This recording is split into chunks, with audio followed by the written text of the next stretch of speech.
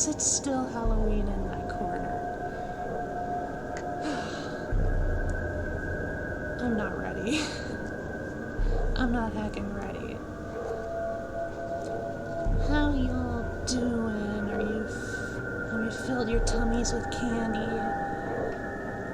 Have you consumed the plethora of scary media? Eternal Hallows Eve, that's right.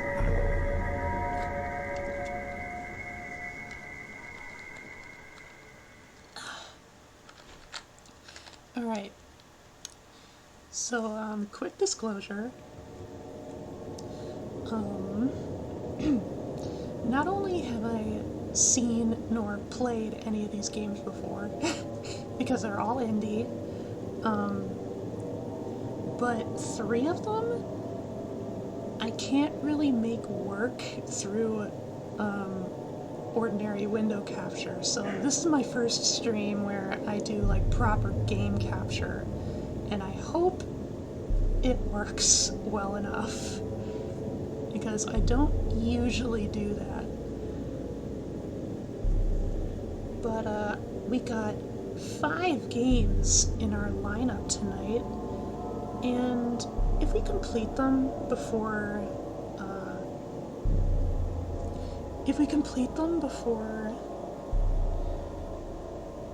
before my usual stream time is up, then I wager we'll probably finish off stream just with a little bit of media sharing. Maybe watch some spoopy vids. Who knows? Okay.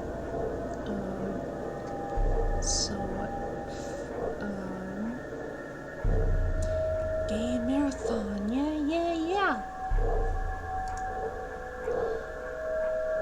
I know, at least one of these games is still in its demo stage.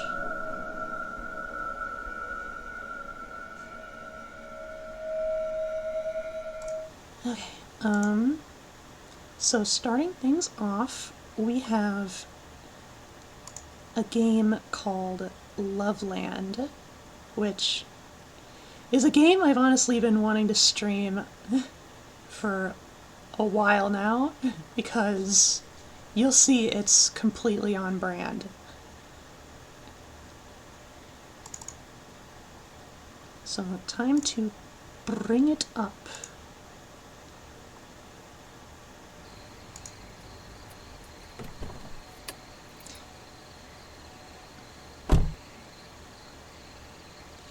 Loveland. Hi, wifey! Oh man, I have the game in windowed mode right now. Thank you, wifey, for the sub! I love you. Yeah, it appears the game, is not really wanting to cooperate. Let me just, like, reload it.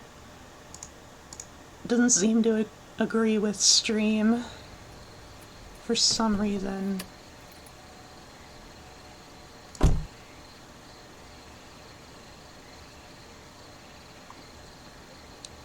I know part of the trouble with getting this game to work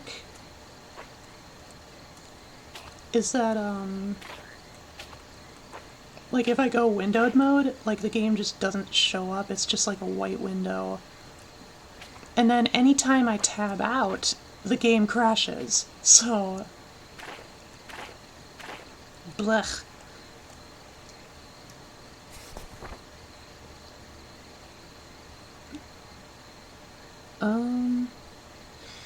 I don't want to play it on full screen, but I might have to. I don't know if that's gonna change anything.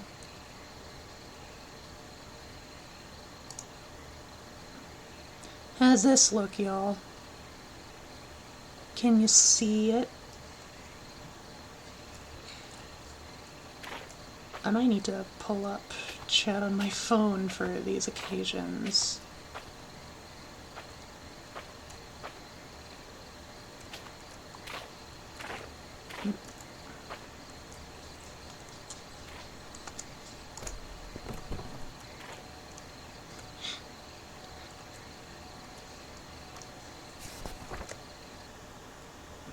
Oh my.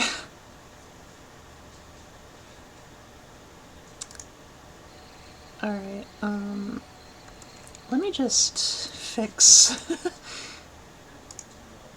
fix like the capture.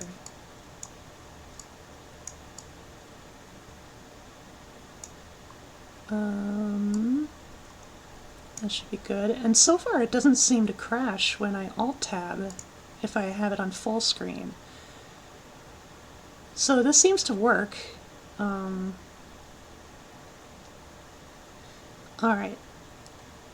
And like, does the frame rate look okay and stuff? Like it's not choppy? Because I know it was choppy at the start there.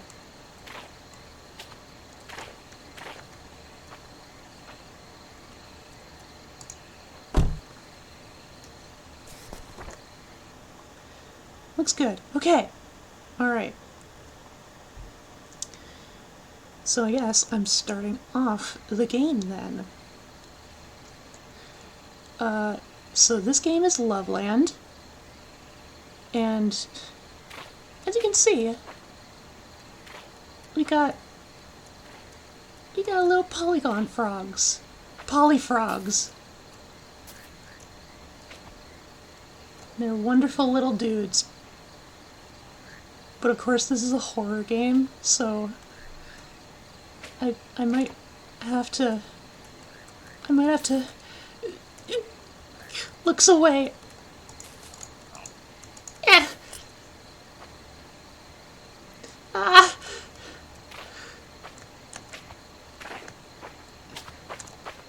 He ran my car. If I remember, the basis for this game takes place in Loveland, Ohio. Yeah, it's very low poly. I'm not done investigating, but yeah, I'm basically like an investigator, and apparently like mysterious stuff's been happening in the area.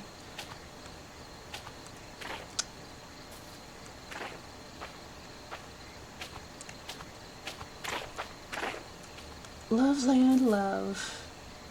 I'm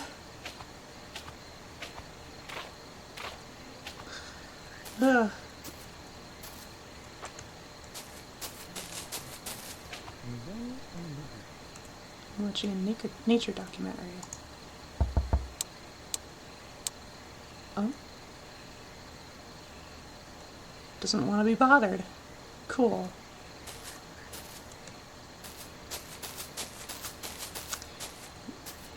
Low-key hoping that this game is primarily atmospheric.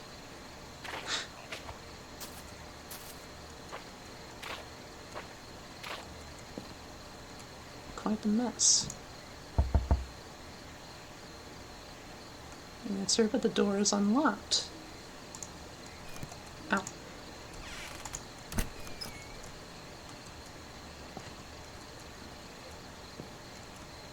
Looks like a hoarder lives here.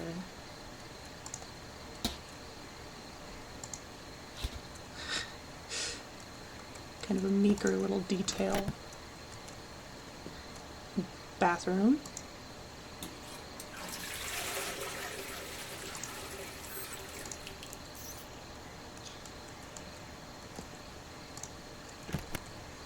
There's trash in the way.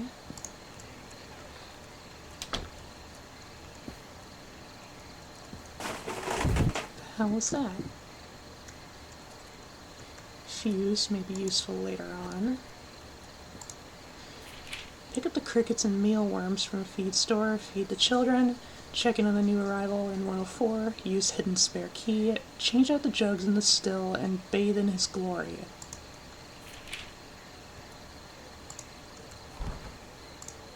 Cool. Frog shine. And take a sample for the lab. Frog shine? Is that a thing? What is that?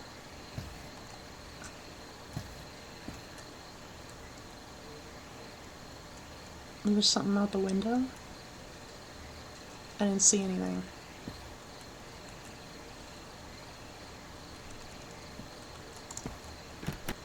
More trash.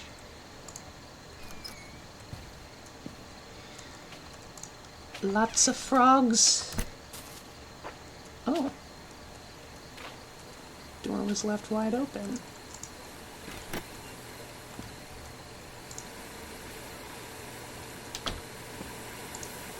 In a hurry. Man.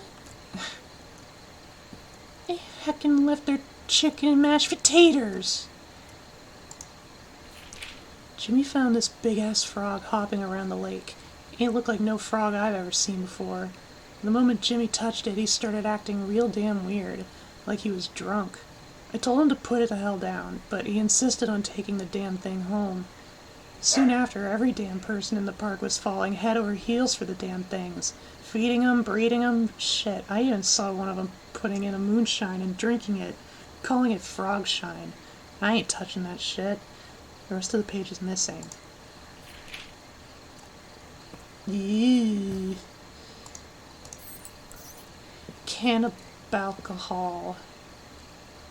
Recipe for frog repellent.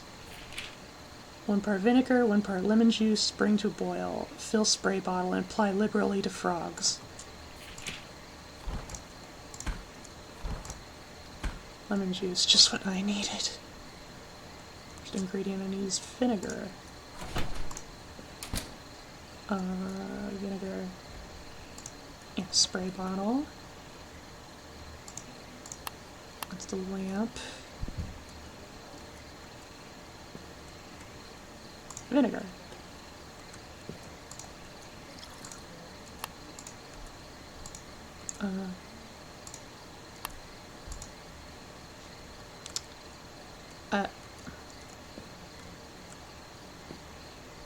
Uh-oh. Did I soft lock myself? Oh, wait, no. I need to... Is that the one?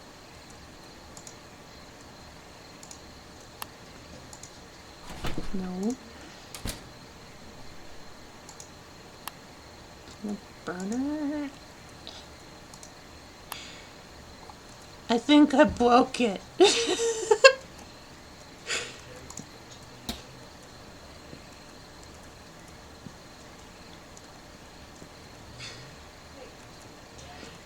I think I sequence broke and therefore broke the event.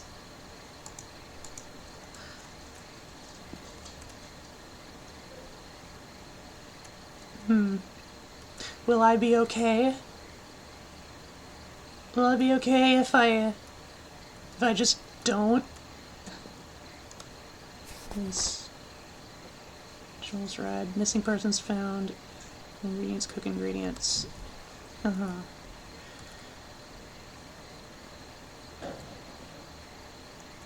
Well, if that's an objective I have to do, then I might need to start over again. Damn it. Hi, devil.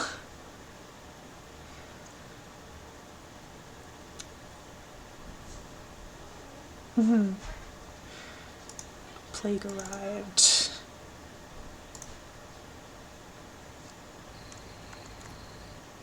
Alright. I do have my headphones on, like always. Alright. I could undo the froggy squish. Good.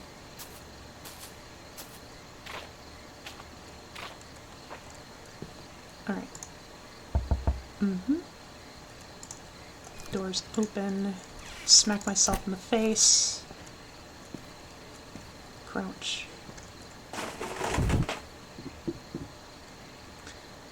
And I didn't see nothing. Frog shine.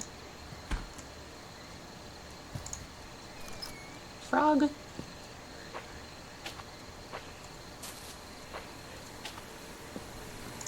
TV off. journal. That's vinegar. Yep, yep. Okay. 1 part vinegar. And then lemon juice. Oh, I didn't have the lemon juice. That was the problem. Okay, add vinegar, add lemon juice, boil ingredients. Well, I feel silly now.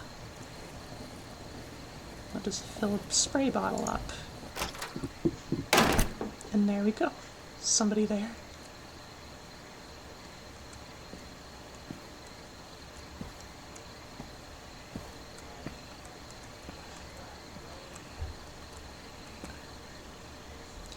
Looks like the missing part of the journal. They're fucking worshipping the damn frogs at this point. They keep referring to him or a master as if there's some damn god frog or some shit. Now there's people turning up missing in town, and I'm pretty damn sure these crazy bastards are behind it. I'm getting the fuck out of here and going to the cops. Someone's gotta stop this shit. Do they, though? This is kind of a natural consequence of hearing of the frog army. I need to check. Interrupt.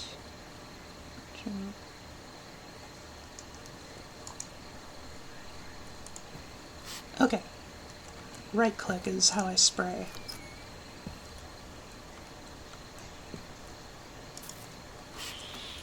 I'm sorry! It's part of the game!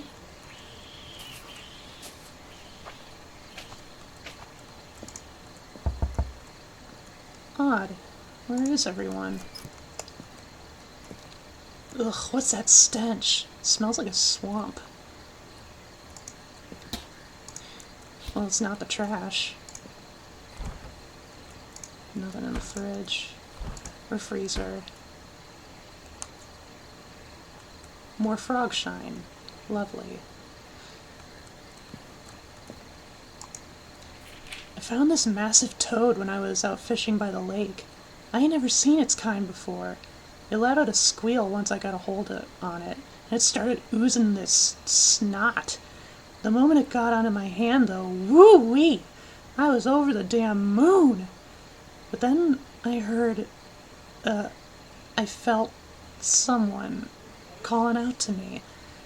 He had so much to tell me, but I couldn't quite hear him. I need to know more. I need another one of them frogs. Yes, you do. More frogs is always better.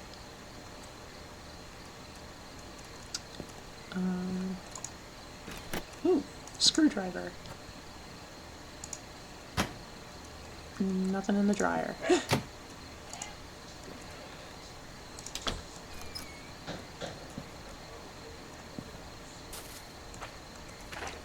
Locked. Wonder if there's a key around.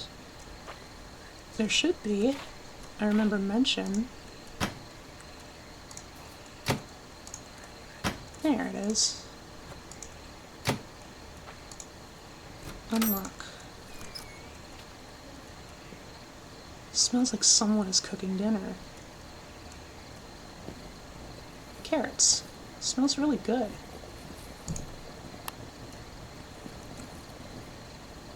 I should probably turn the heat off, you know, fire hazards and whatnot.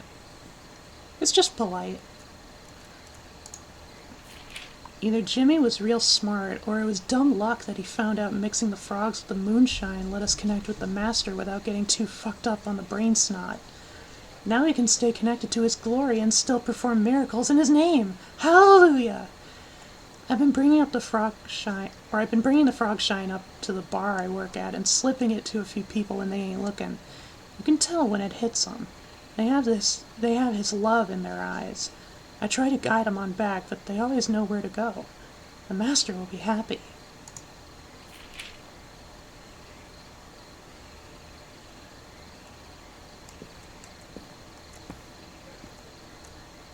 Ooh. Sounds like someone is in there. If only I had a crowbar.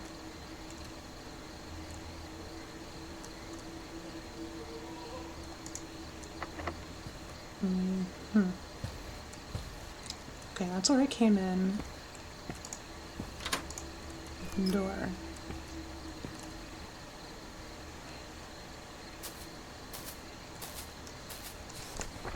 Check in chat. Silly mom. So we ended up with the plague of frogs.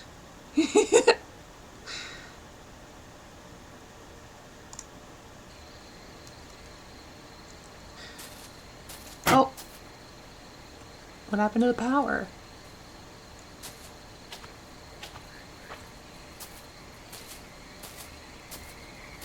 Door's completely blocked off.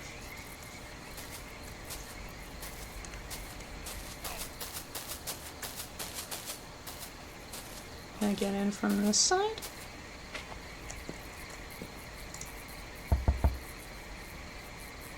I really like the sounds coming from this trailer. Keep smacking myself in the face. Eh.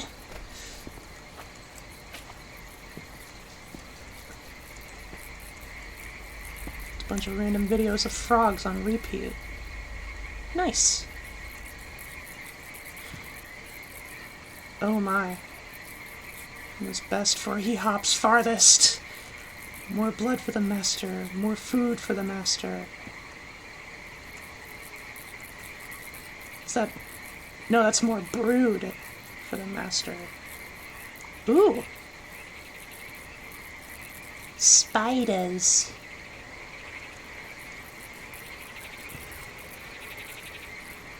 More brood, more food, more brood, more food. This recent hatching day has been rather bountiful. Unlike the landlord's wife, this host's flesh was much more fertile. Ouch. Allowing for both a healthier and larger yield of children. As such, we must increase our efforts to produce more feed for them. Due to their larger size, spiders seem to provide them with the best nourishment. This has proved advantageous, as the spiders have proven rather effective at removing those who don't wish to follow the master's doctrine. Why they'd ever decide to betray him is beyond me. I couldn't tell you, mate. A piece of the medallion? Holy shit, he's still alive! It's so loud, I need to get out. What happened?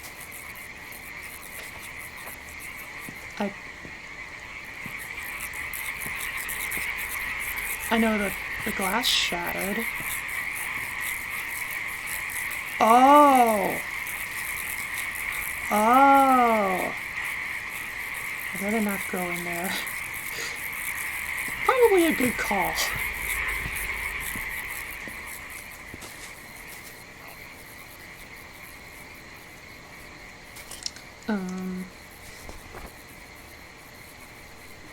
Okay. No answer, better check inside. For him I pledge my body, for him I pledge my soul, for him I want inside of me. I would be the perfect vessel. When I hear them whispering to me, when I feel them inside of me, I will tell my loves, soon they will be free.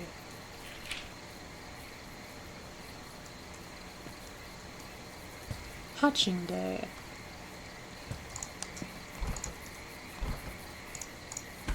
Nope. Is anybody home?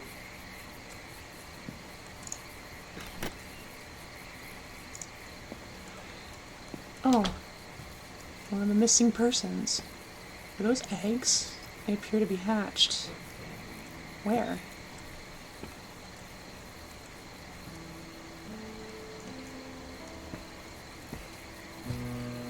Piece of medallion. Oh. Oh my.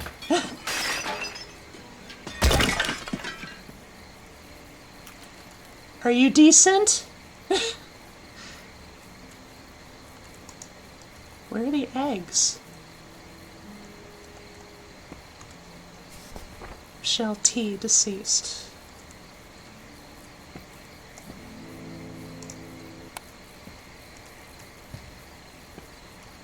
The whole place is destroyed.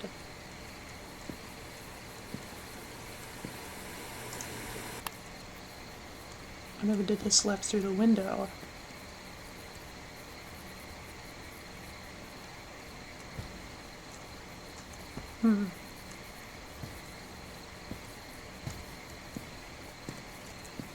Hey. Blocked off. Too heavy to move.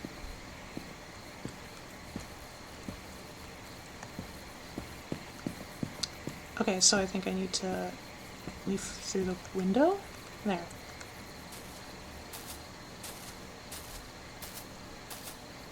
Huh.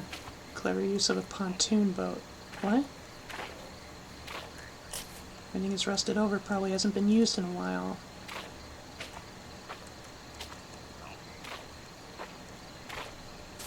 They're watching a nature documentary. Yeah? Mm-hmm. Who's here doesn't want to be bothered. Yep. Okay.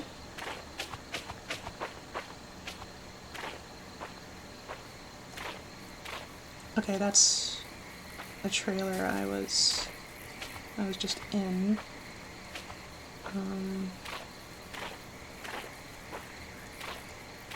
Police medallion piece. Needs power to open. Okay. Makes frog shine.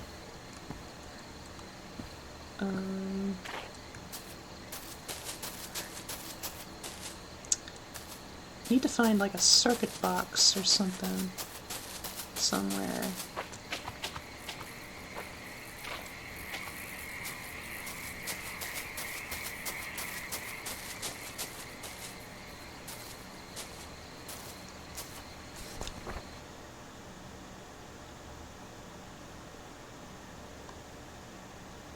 Sensual mental. Mondays are massacre Mondays.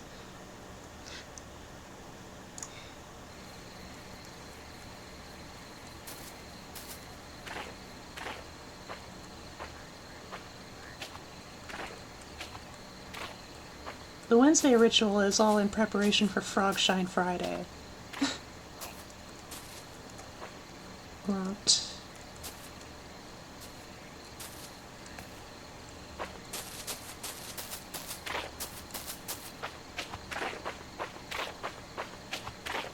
Through here? No.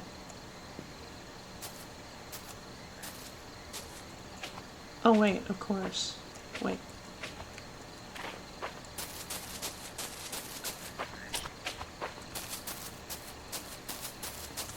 Here we are. Put this fuse in place.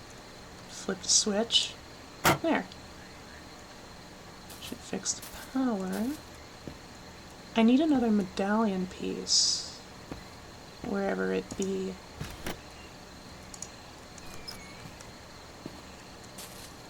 Oh! Oh! Oh no.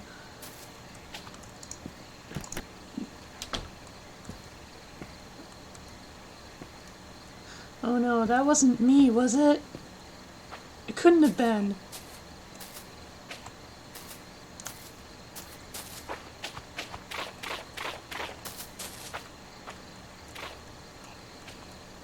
There's frogs in the playground.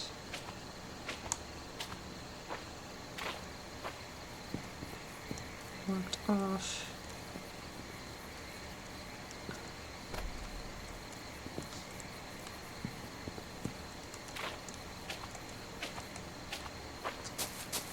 Oh, okay, that's the dead woman.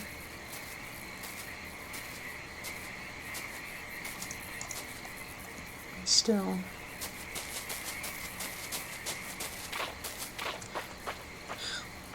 Okay, I definitely didn't do that.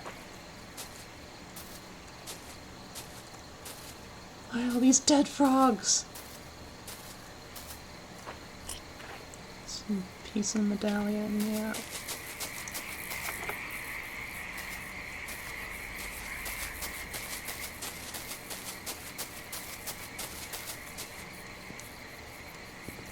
I want to be sure I've checked every spot.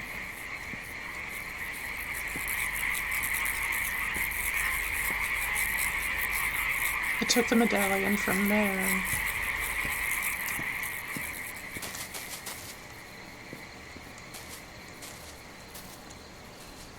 And then, yeah, I took the medallion from here. Where's the last one? Here? Or no, I don't think...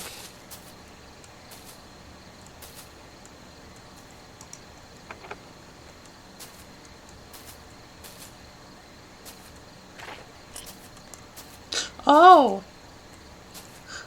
Oh, I have been stepping on them. Oh no! Oh god! You can just squish them by accident! No! Open tailgate. Crowbar! I need a crowbar. Now which trailer was it? It's like consciously avoid stomping on all the frogs.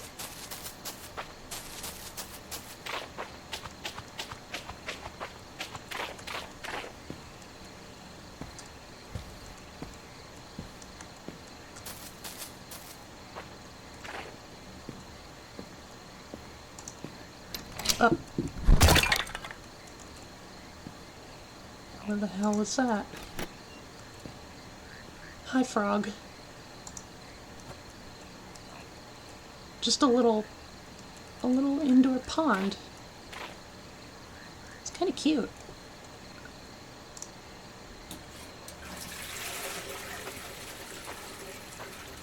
Alright. That should be all the pieces. So then I can go into that trailer. Alright.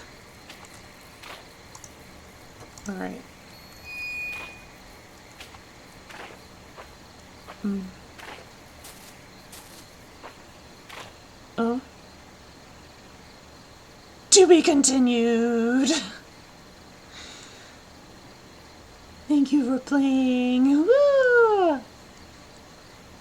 Like I said, this was just a demo. Huh. Coming summer 2021. When did this demo come out? I know it's been, like, in my radar for a while. I don't remember.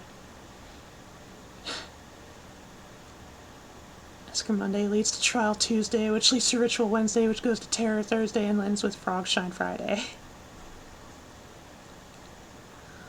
We didn't get to a ritual.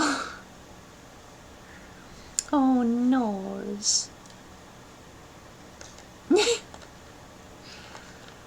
That was kind of a fun hook, though.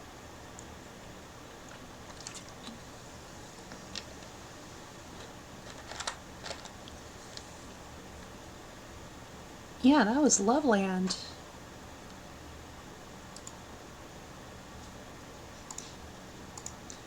Which one is the friends we slay a lot of? Alright. Next up, I'm going in order from the games that I have to do game capture for. Next up is a game known as Cage Face. And this one I feel is a lot more in line with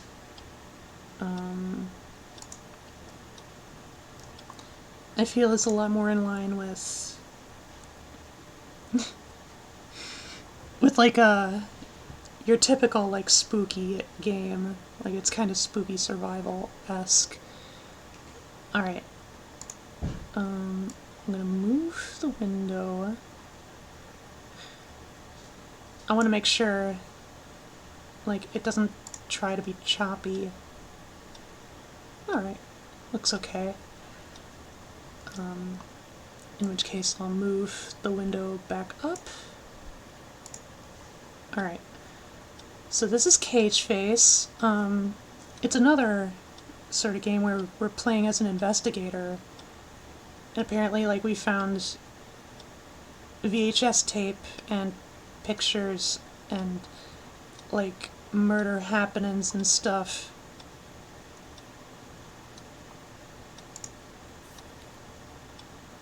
Bloody photo.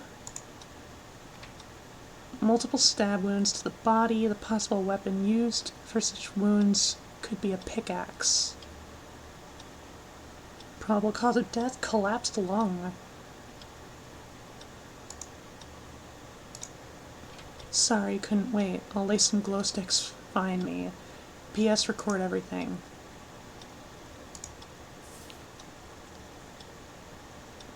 An artist's rendition of the titular Cage Face.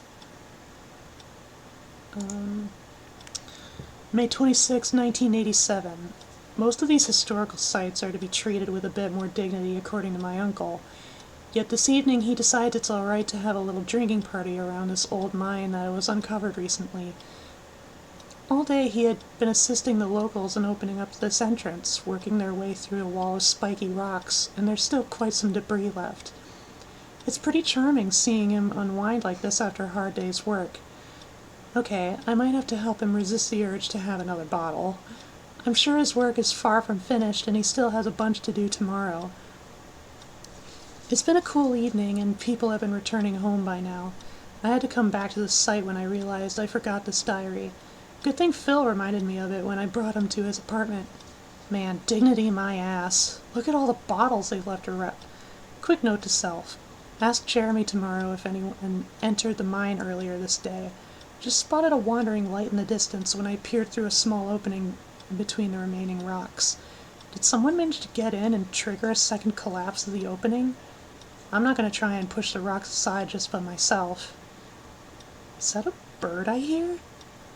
I've been sitting here for a while, just listening to the bird. Don't know, but it sounds so sad. God, it makes me feel a bit empty, if that's the right word. Sweet Jesus. That sound did not fit its shape, if that's what it was. I don't know what it was. That one light was shining too bright into my face to see anything. I could see the shape of a man. Christ, thank goodness the entrance was still blocked.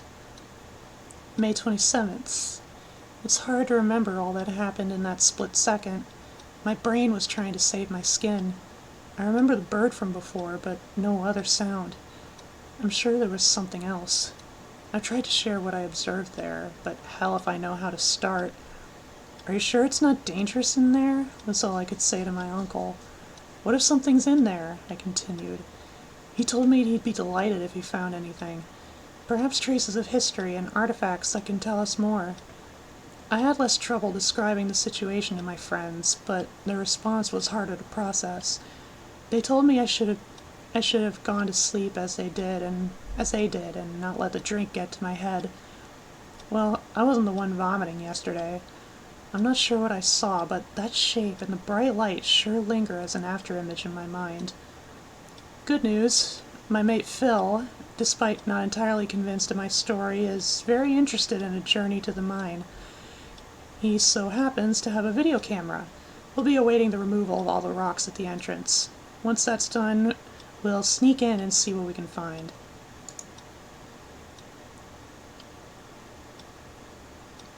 And then, 2 bodies found in subway tunnel.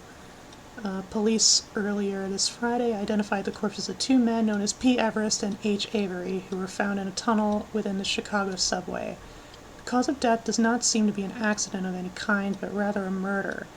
Deliberate jabs with a sharp object leaving deep wounds have been detected on several body parts, such as heads and upper torsos on both men. Investigators have been scouting the area following the results of the autopsy, stating that the punctures are too large to have been caused by a knife.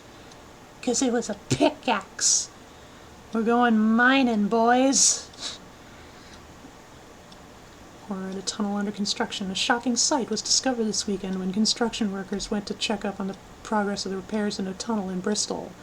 3 men were found dead, 2 2 of which appear to have been victims of cold-blooded murder. There are clear signs of horrific mutilation with a large tool, leaving both traces of blunt trauma and deep stabs. The third victim, however, found hidden at the entrance of a manhole, showed no such wounds. Thorough inspections lead examiners to believe that his death was related to the inhalation of toxic fumes. It is yet unclear who is behind these terrible deeds and where the deadly air could have originated from. Mine shut down due to deadly gas. Workers in a southern mine in Czechoslovakia are still unable to continue work ever since a poisonous gas started to seep out of the place. The sudden incident claimed the life of one miner right before immediate evacuation. The second person is currently in intensive care, having trouble breathing and trembling heavily. In addition, he suffers from the effects of hallucinations, as he daily complains about not being able to sleep, saying that recollections of a man with a deformed face stalking him keep haunting his mind. Hoo-wee! It's one heckin' mystery, Scoob. Wait a second.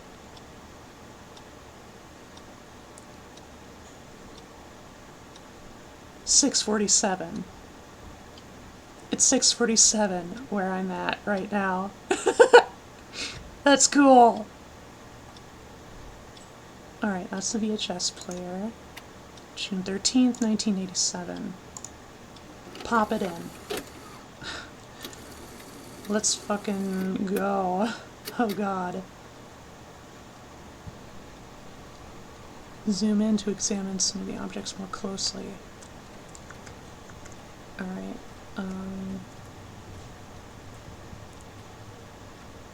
whew. I can't believe he talked me into doing this.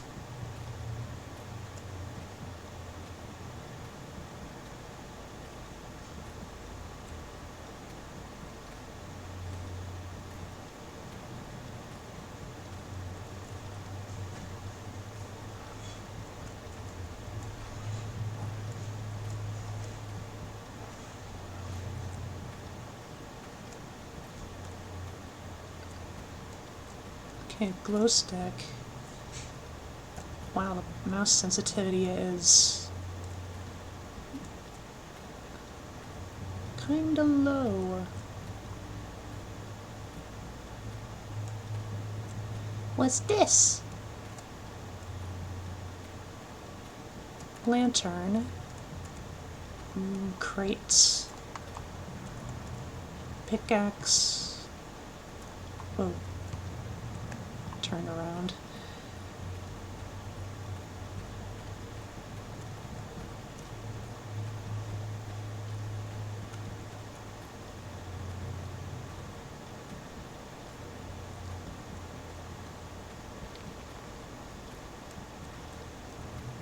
More glow sticks. I imagine I need to keep following them.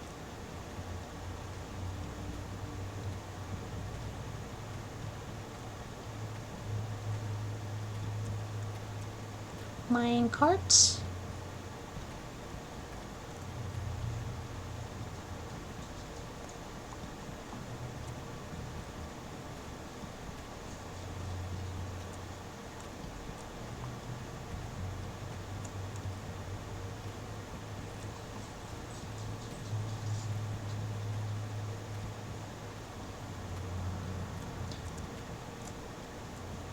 Oh, that's a lodged... No. I think that's just like a regular, like, one-sided pick.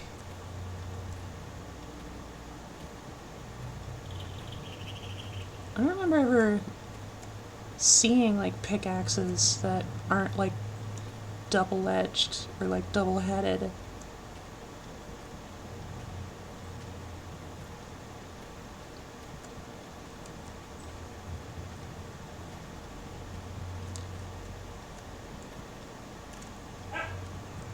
What's that? A backpack. Who would leave their backpack behind in here?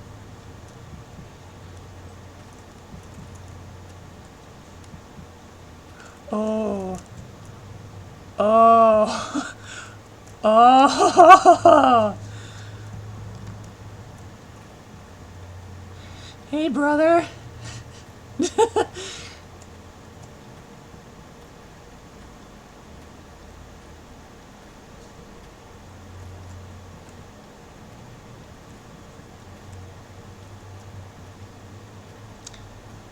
Well, I think I know what it's gonna mean if I start hearing a bird.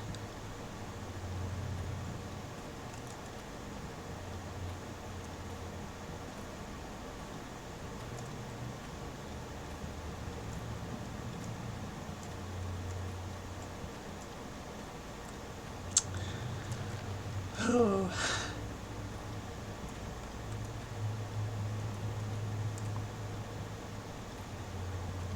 Oh. That looks no bueno. It looks like somebody scraped their knee a bit.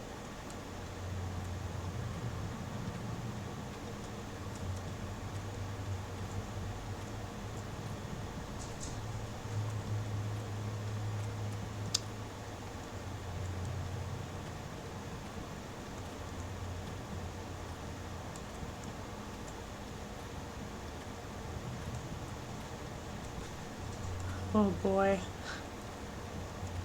Oh boy.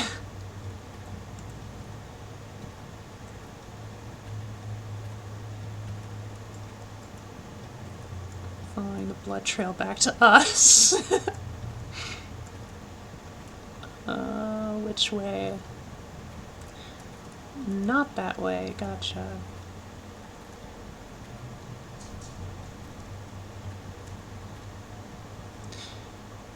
As I move, like it looks like the glow sticks flicker.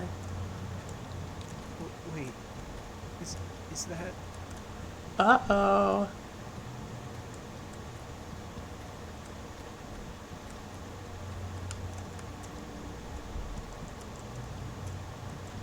Oh dear.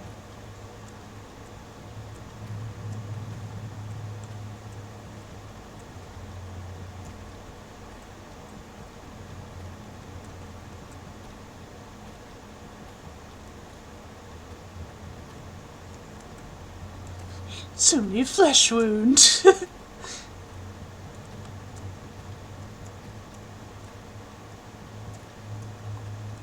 Okay, that's just straight up inaccessible. Wait.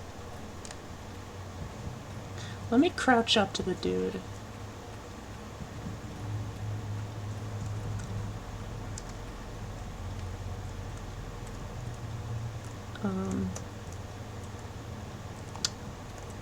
Oh. Oh God, I'm getting the hell out of here. Okay, that's how I zoom in.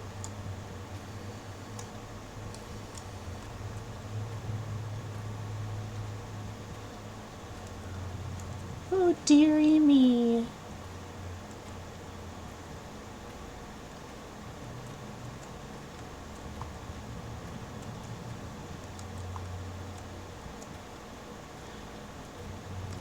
You know, knock wood. Somehow I'm actually managing to, you know, hold myself pretty well with this kind of game so far. It probably helps I'm not playing in full screen.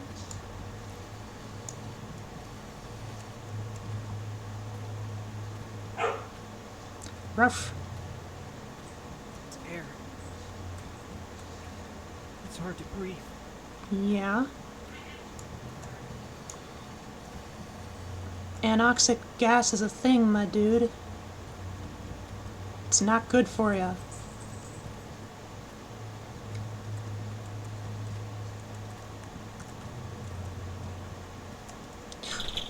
Oh.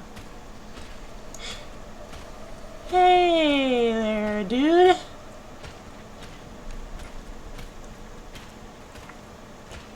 Hi there.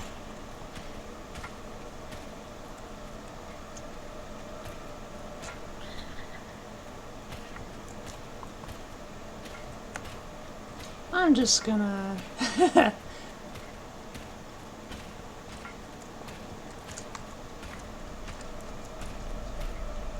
Toxic chemicals you want, my dude.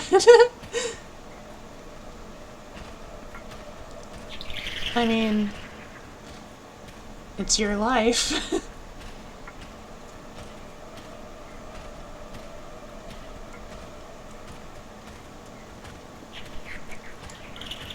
Yeah, he's still a coming.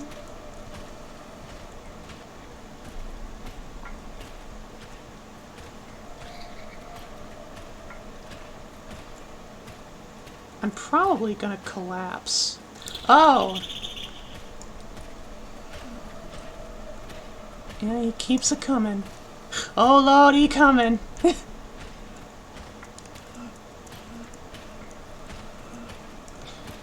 I wonder if this is like a... You know, like one of those, like, helpless game situations where it doesn't matter what you do. Like, he's just gonna catch you. But I managed to juke him so far.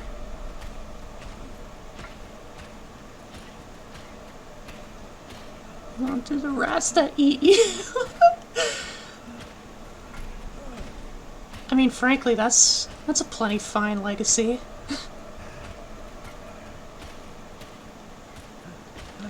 There's a lot of rats.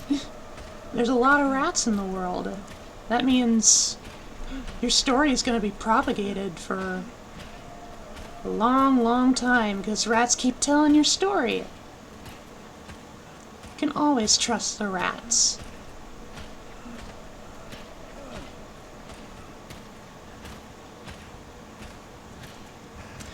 Haha. I did it!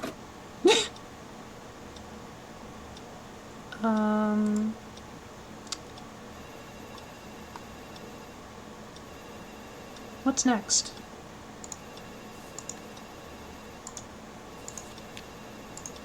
Yeah.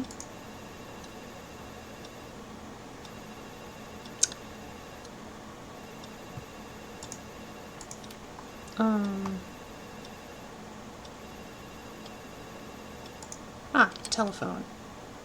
Hey, you're calling right on time, just as I finished watching the Ending A. No wonder the guy turned out the way he is now. Perhaps I can interview him. Anyway, looks like I have enough material for my new story. It might even have a name. Cage face!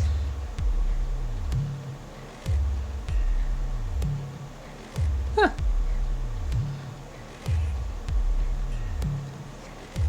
That is quite a neat, short little game. Granted, it was only one ending.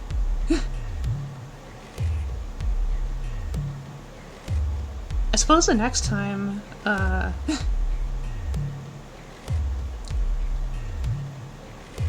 suppose I can, like, play it again and just purposefully get killed.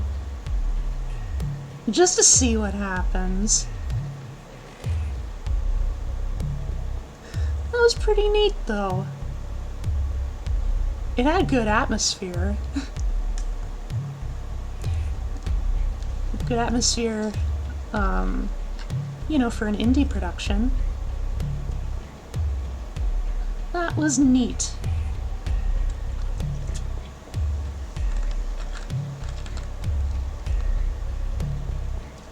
Thanks for playing. Thanks for your hard work. Press escape for options. Yep. Yeah, let's get killed. Let's just fucking die. I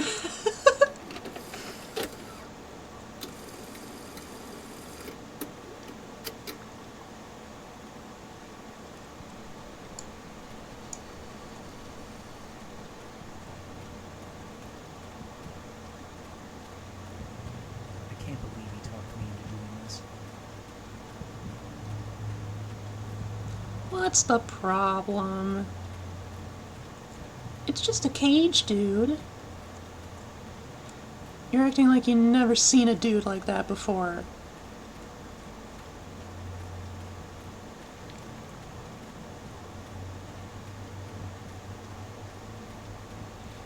In before, this is like just a super complex Minecraft mod.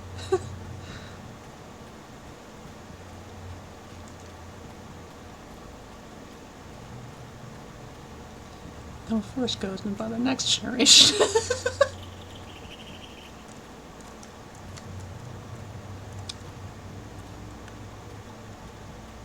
I didn't notice, like, the little skittering noises the first time around. Who would leave their backpack behind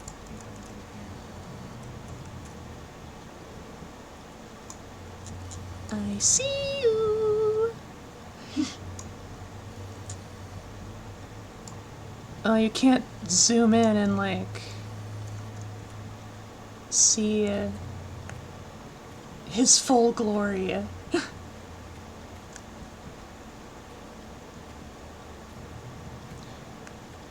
Well, not to worry. We're gonna get really up close and personal this time. Hell, it's such a loss of blood. Where does this lead?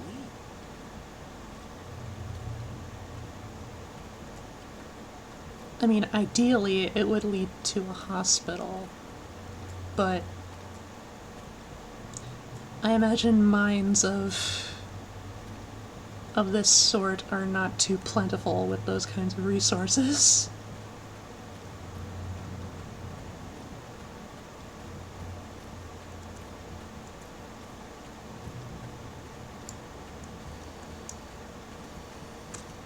Wait, is that?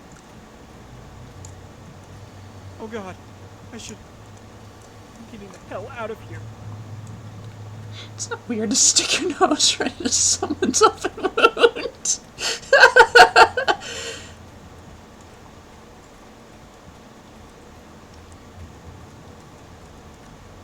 Alright.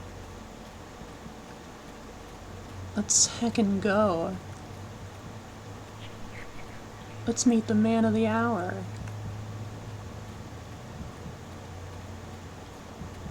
It's air.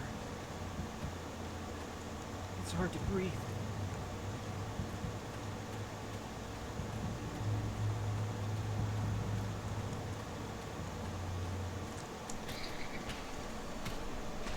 Hey there, buddy.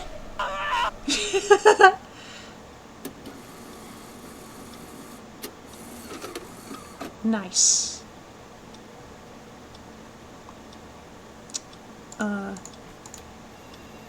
There. Hey, you're calling right on time, just as I finished watching the tape.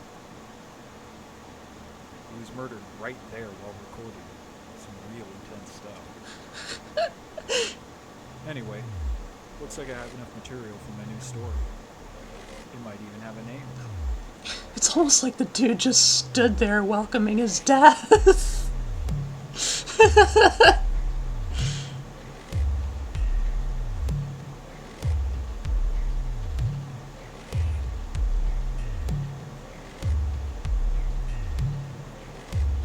Still, it's a neat, good little game. Good on ya, lasagna. Whew. We're already 2 games down.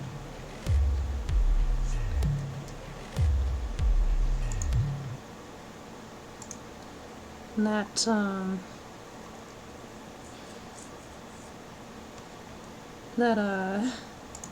spooky vids stretch might be coming sooner than anticipated. Never mind that, though. Next up is the only other game where I require game capture.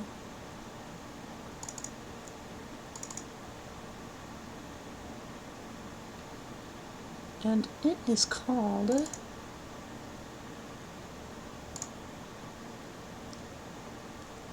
It's not called Waffle Gum. Or please wear headphones for better experience. Oh. I'm John Smith. I'll be asking some questions. This is a game called Interrogation 091. This is a game where we are only in this one room and we're being interrogated, quote unquote. Please press anything to see if it works. We will now start the interrogation. Do you remember anything? No. Are you married? Yes. Do you have kids? No. Interesting. Do you have a job? Does this count? No, I don't have a job. Do you have a passion or hobby? Yes! Multiple, in fact. Is it playing games? Kinda! Very, very interesting.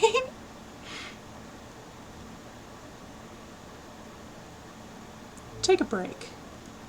Okay. Hello?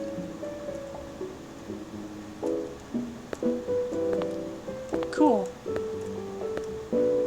Nothing to see through there. Break is over. Are you feeling fine? Yeah, I'm feeling pretty good. Do you want to be rich?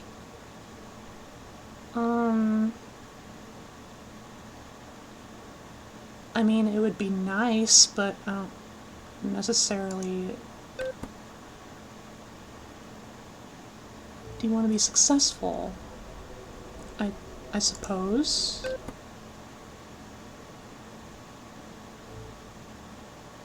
No, it's Issy. Are you alone right now? Asterisk, yes. Are you sure? Yes. Take a break. Cool.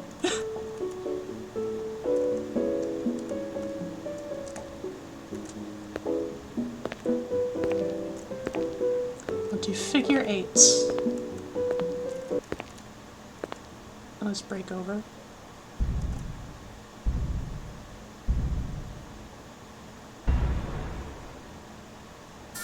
Oh.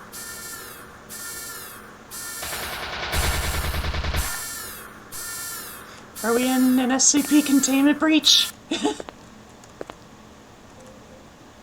We apologize for the minor casualty. We'll be continuing the interrogation.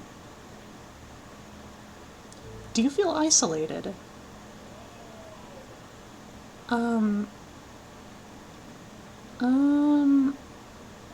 we talking about right now or just in general? No. Did you regret something recently? No. Do you think you live with a purpose? Well, I mean, we make our own purposes, so... Yes, technically? Do you know what you are? I am a magical froggy girl.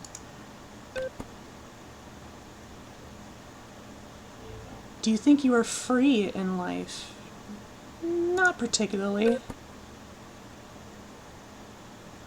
Are you satisfied?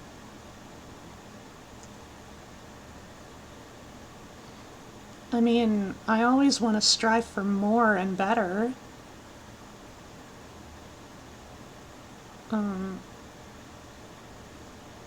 And plus, like, life is always fraught with obstacles and things to overcome. It's not really so much about the destination, it's the journey.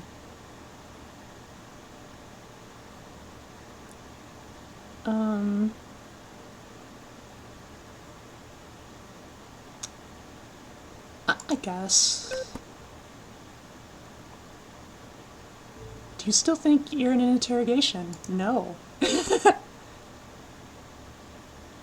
Thank you for your cooperation.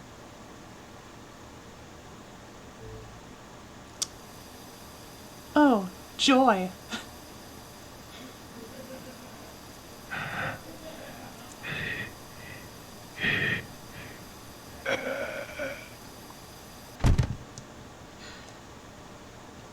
Oh, joy.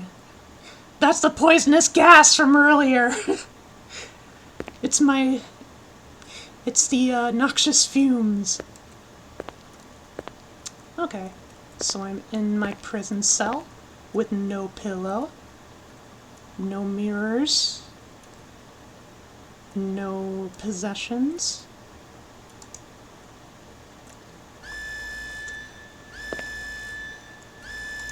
Warning. Subject 0, 4, 3, 2 has escaped containment cell. All conscious tests must stay the results for safety measures. Where is the light coming from?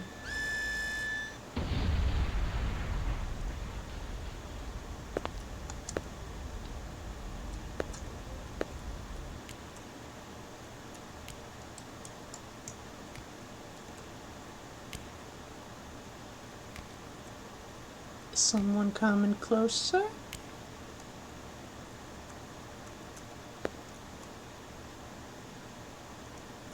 Oh! Hi there, friend.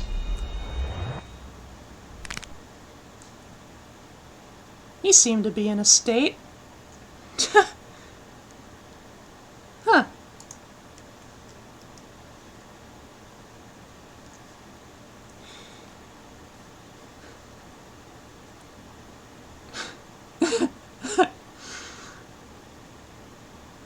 It's not pressing anything, that's pressing a button.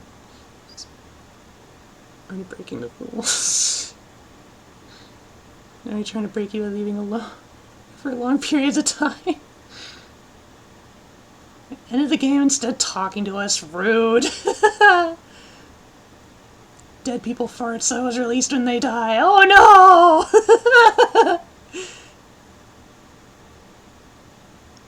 That was interesting. That could very well, like, make for, like, an SCP adjacent sort of game. It could also very well be just a teaser for Wafflegum's future projects. That was pretty neat. It was really short.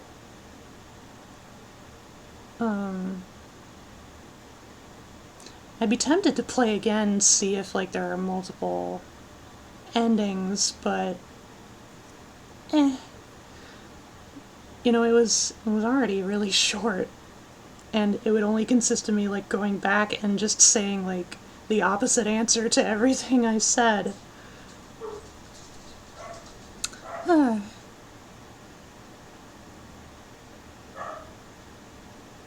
Okay, so that's the end of the game capture games.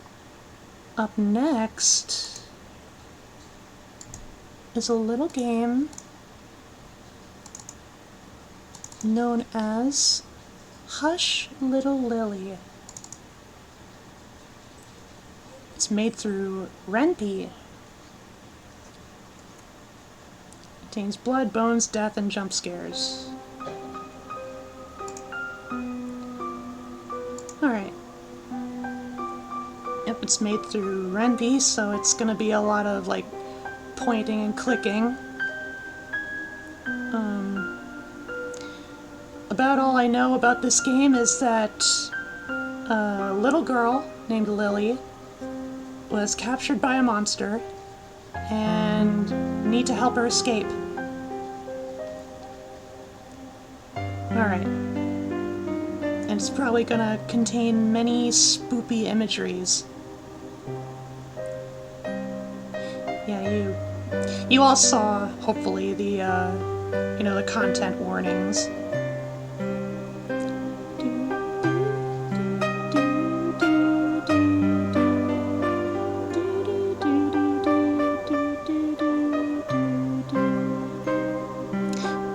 I like the music. Oh, I would like to be Missy, thank you. You open your eyes. The room feels just as it did before you fell asleep. Cold, inhospitable, rank with the stench of humidity and rust. There's barely any light to guide your way, but you've adjusted to the darkness for so long, you don't really need it. Your heart is pounding excitedly, and then you hear it. Her voice. A girl is crying not too far away, and a gentle breeze filters through the unlocked door.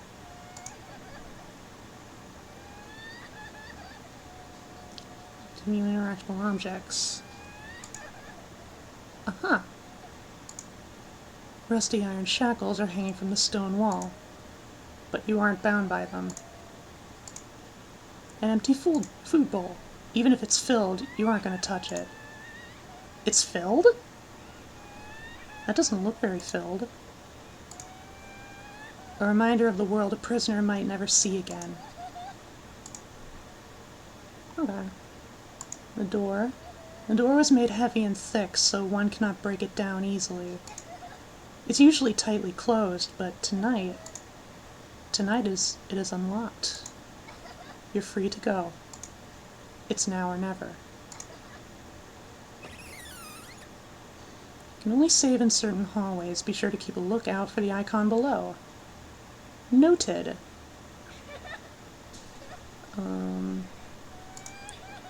It's not where the crying is coming from. No. Over here. Hello? The cell's door opens very slowly. This one feels heavier, despite you know for a fact it is not. This room's just like the one before, but a girl is inside. A small, frail-looking little girl.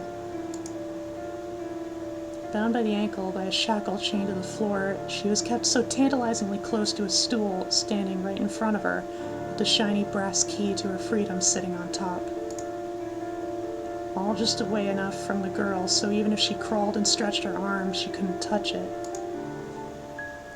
"Who's there?" she asks. She probably noticed you're not the one she expects. Your breathing is much less pronounced, your presence just not terrifying compared to it. The girl stares at you, feelings mixing in her bright little eyes. "Are you with the monster? Leave Lily alone! Leave Lily alone! Lily wants to go back to Mommy and Daddy!" She backs away from you and against the wall, her little hands quickly covering her face. On the verge of tears, about to break down crying some more.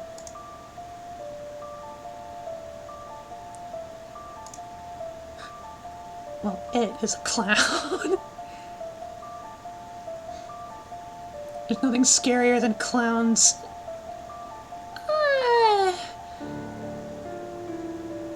I'd be inclined to disagree, but I don't have coulrophobia, so... I am a friend. You try to gently reassure the little girl that you're here to help, but she doesn't listen. She just keeps shaking her head at every word. She will need proof. Yoink! Shiny brass keys resting on a wooden stool. Perfect fit for a heavy lock. Plonk! Approach the little girl, key in hand. Her whole body trembles in fear like a trapped tiny animal. But she sees the key in your hands. Still scared but hopeful, she stares at you. She's shaking so much, it's making this difficult. You have to calm her down. Little girl, don't say a word. I'm going to get you a mockingbird. And if that mockingbird don't sing, I'm going to get you a diamond ring. As you sing, the girl slowly calms down. Recognition in her eyes. She knows this song. Someone has sung it to her before. When she finally stops shivering, you carefully open the lock on her shackle and let it fall. Her ankle is bruised, just like her palms and her knees. She must have tried very hard to reach the key before. Thank you. It's nothing. You offer her a smile, which she sheepishly returns. What's your name? Lily. What's your name, Missy? Don't worry about it. Missy is good for now. Alternatively, Issy. Mimes are nice, though. I do like mimes. Yes. She doesn't seem fully convinced by this, but nods. We have to get out of here fast. Alright. The monster is coming back. It said it was going to eat Lily.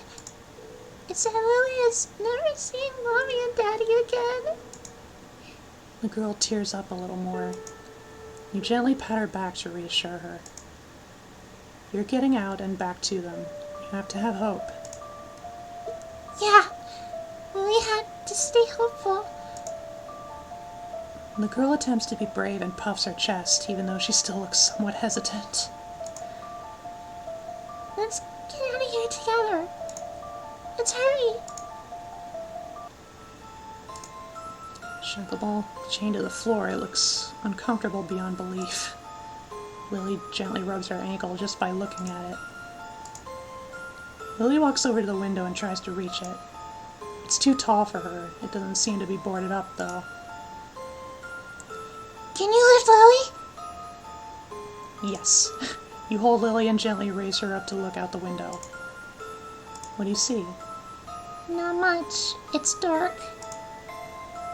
It's super late. Mommy will be very mad at Lily. Oh. The stool where the key rested. Now it's no use. Of course. Let's get out of here together. Let's hurry. Yeah. Lily looks between you and the door, eagerly waiting to leave. So, about the monster. It's a terrible thing. Lily was just out picking flowers. It grabbed Lily by the neck. And the girl held her own throat, caressing the area. When Lily woke up, Lily was here. Whoops. And the monster was looking at Lily. It is big and wide and mean.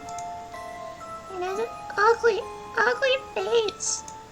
It is always laughing at Lily. The little girl pouts. It's gonna be alright. The monster's gone. For now. Yes, let's go quick before it comes back. Alright, what's through here?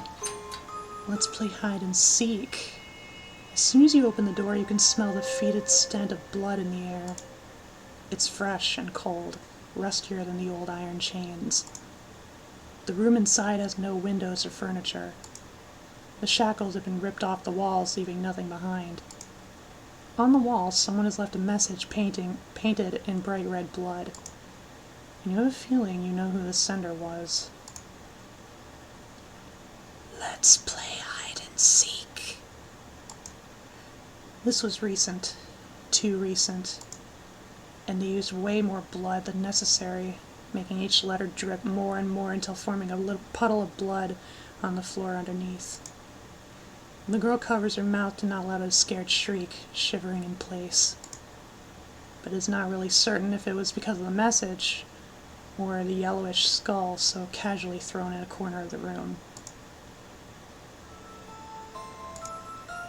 The game starts. Lily has been trembling in place for this entire time, paralyzed by fear, her eyes practically glued to the wall. Let's play hide and seek. Are we playing a game with the monster? This is not a nice game. Lily doesn't want to play. She might break into tears again. Pat her head. Her hand gently strokes the girl's head. I'll take care of you. Everything will be fine. She sniffles, looking up to your eyes, and slowly regaining her determination, nodding twice. Thank you, Missy. Lily's starting to get overwhelmed by the terrifying message on the wall and the skull at the corner. Look away and you'll be fine. Lily's trembling, quietly begging to get out already. Alright, alright. Through here? It's locked. Oh, what should we do? Do we need to find another key?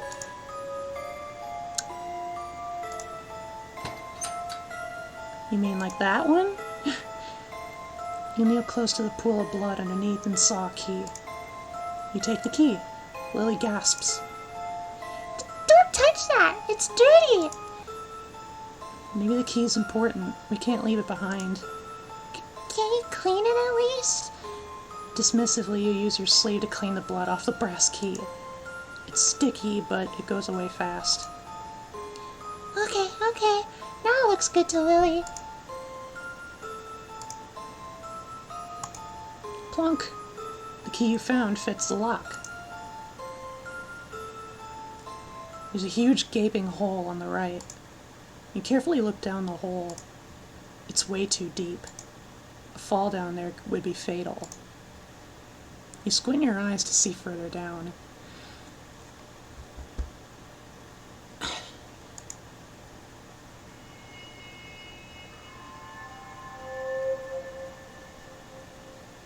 Let's go.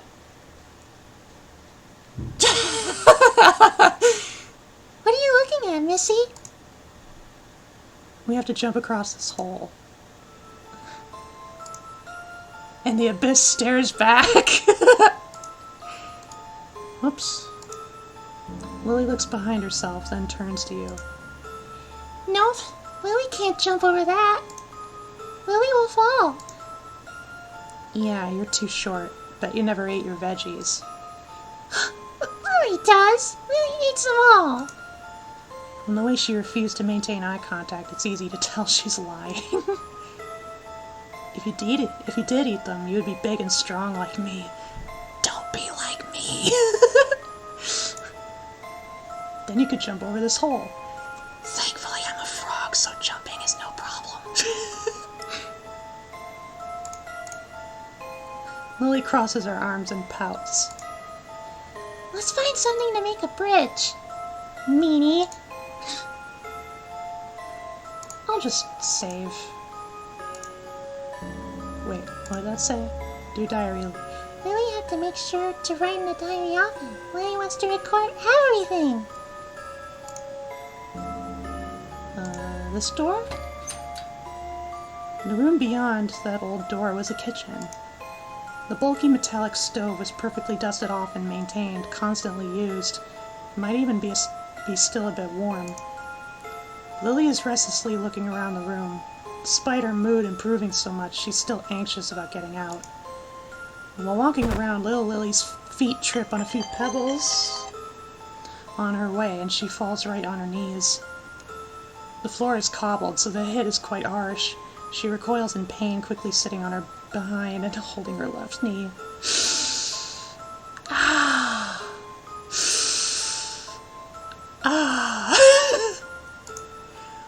Luckily, it was just a scrape.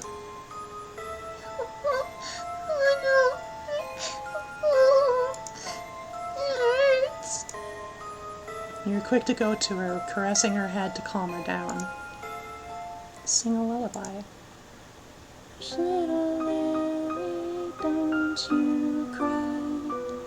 Everything is going to be alright. It will hurt more if you whine.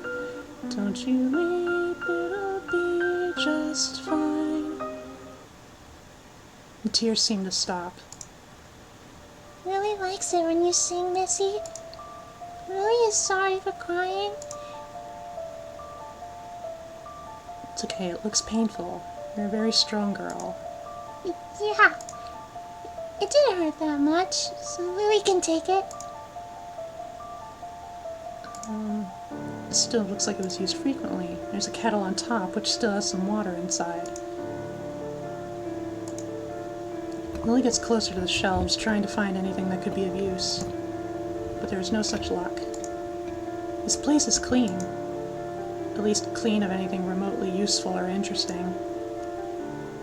What do you think the monster cooks here, Missy?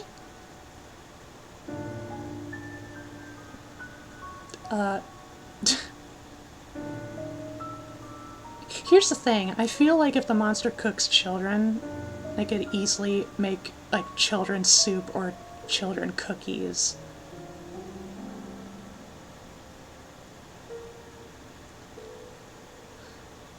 Soup is a compromise. Ooh, Lily hopes it has cow bones in them. Those are the best. Pork bones are filthy and foamy. Ugh. Wait. Who puts bones in their soup? Monsters, I guess.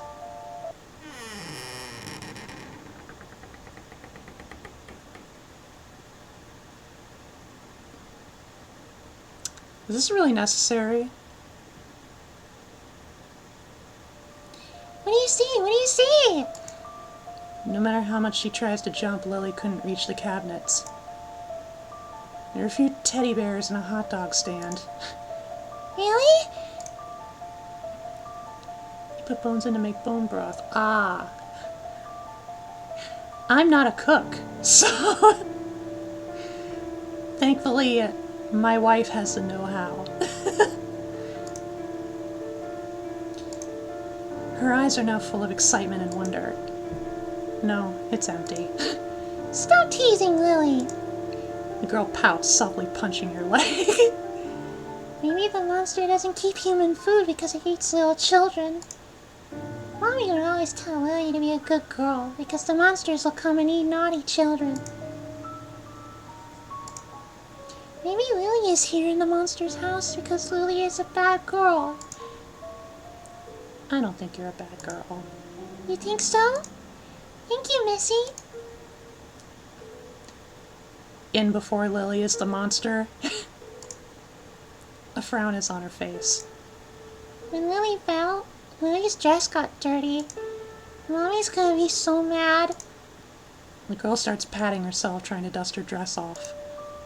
Mommy will be so angry. She'll hit Lily again. Oh, okay then.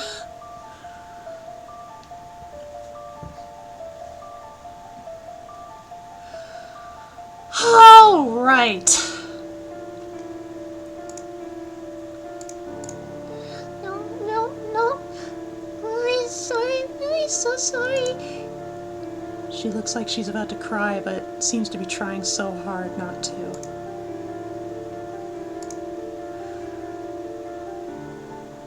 Yeah, okay. You kneel close to the girl and carefully help her brush the remaining dirt off. Is Lily's dress ruined forever, Missy? No, it's not. Will Mommy hit Lily? This is Lily's only good dress. Don't worry, it can be washed with water and it'll be clean as new. She sighs in relief. Good. Mommy is scary when she's mad. Lily doesn't want to be in trouble. You won't be. I'm sure Mommy loves you no matter what. Maybe don't. She finally smiles. It's a beautiful dress, by the way. Your mommy has good taste. Thank you. Lily loves this dress too. It's super special since Mommy bought it with money. Not old dresses like the rest. Okay! Once you're done cleaning her, Lily twirls in place to show her little skirt off. She seems at ease once more. One day Lily will buy more dresses, but this one will always be Lily's favorite. You reach for the tap and slowly open it. For a moment, nothing happens. And then the old metallic fountain starts to shake in place. A deep, low growl starts escaping from its dusty tap, and it soon turns into a rusty, groaning howl. But then it spits, little bursts of muddy, filthy water. The house stops as the water starts to run cleaner and cleaner, until looking pristine and fresh. Time to escape and call CPS. My thoughts exactly. Lily smiles, excited. May Lily take a sip? Gently pick her up and help her get close to the water so she can cup her hands and drink. Cold. Surprised but delighted, she takes her sweet time finally satiating her thirst. Do you want to try it, Missy? It's very good. Lily loves fresh water. Sure. Lean over to take a sip. And then nothing else happened. Is this, like... Okay. And that's just a wall, I guess. I was thinking, like, it was just a little tunnel. Okay, yeah. Not this door. Don't trust that. How about this one? Oh, that leads back out. Oh. You suddenly see a shadow quickly pass by. Lily holds her sleeve and pulls gently. She whispers. Is that the monster? He hasn't seen us yet. Let's wait for it to pass. You nod, staring into the hall where the monster disappeared off to. Its footsteps were no longer audible. Lily sighs and you smile at her. Good thing we waited. Aren't you a smart cookie? And through here, the room feels cozy. It's such a nice dining room. Lily has never been in one like this before. The little girl wanders in, her steps becoming much more cautious. She seems afraid of breaking or touching anything. Lily let out a soft exclamation when looking at the displayed plates. Each little plate of porcelain looks simple, fragile, and incredibly expensive. When Lily grows up, Lily wants to have a big house and buy cute things like these to show them off. The little girl turns to look at you. When Lily is a grown-up, she'll invite Missy to look at Lily's cute things. Promise. There's nothing of use on this table or under it. It's just a very sturdy piece of wood. Lily, however, is fully interested. She carefully caresses the surface with an open hand, cleaning the dust and revealing the glossy surface. I mean, to be frank, I was very similar when, like, I would go to my grandma's house, and, like, the dining room table was, like, it was carved in a way so, like, the legs ended in, like, little, they looked like little animal feet. And I thought I was just weirdly fascinated with it. It's so nice. Not like the one we have at home. Daddy says we can't afford nice things. I'm sure Daddy is doing his best to provide. Sometimes it's hard for adults. Well, Lily knows that Daddy works really hard. That's why he sleeps a lot. Yes, he's working hard for you. You know so much about Daddy. Do you know him? I don't. Oh, Lily thought you did since he works hard and goes out often. Then how can you be so sure if you don't know Daddy?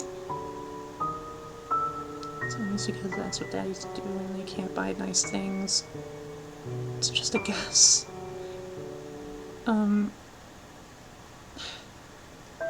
I mean, I want to... Like, obviously, I want to humor the little girl, but, like, I don't feel so good about lying to her. I mean, especially if, like, I don't actually know.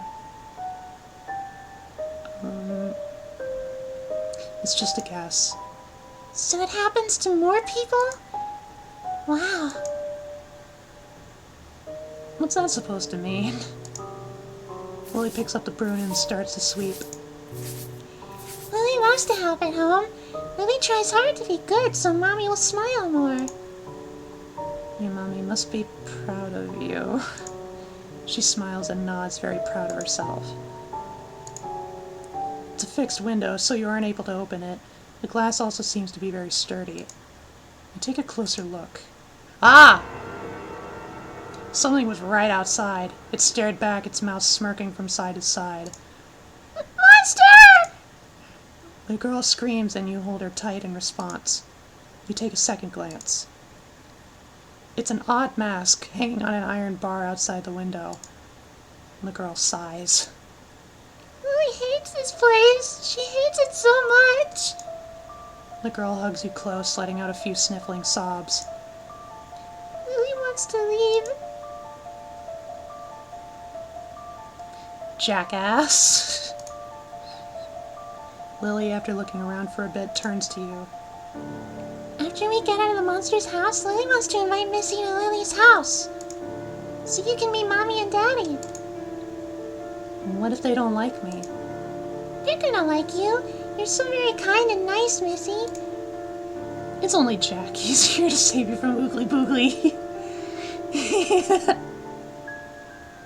I mean, we are getting pretty close to Christmas now. Thanksgiving? Never heard of it. Lily knows they will like you a lot. Well, we don't have a nice dining room like this one. But Lily likes a small table at home. Alright. And then... Haha. Two windows facing one another, but both are barred.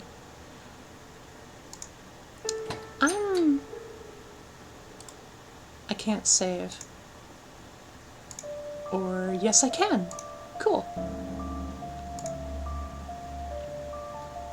Time to kidnap the Sandy Claus! Alright. Here we go! Dead end. It's a dead end.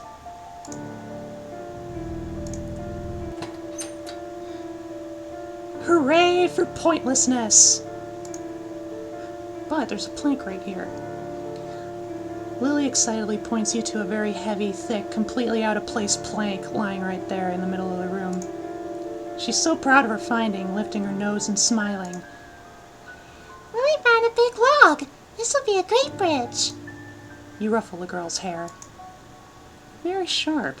You'll make a great detective. By the way, that's not called a log, it's a wooden board. Logs and boards are the same, right? They're wood. You shake your head. Well, Lily is still calling it a log. The pouty girl refused to admit her mistake and proceeded to try and move the log.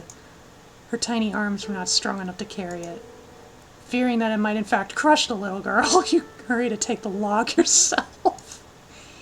You're very strong, Missy. Carefully put down the plank on the floor, making sure it stays nice and firm above the pitfall. A bridge has been made.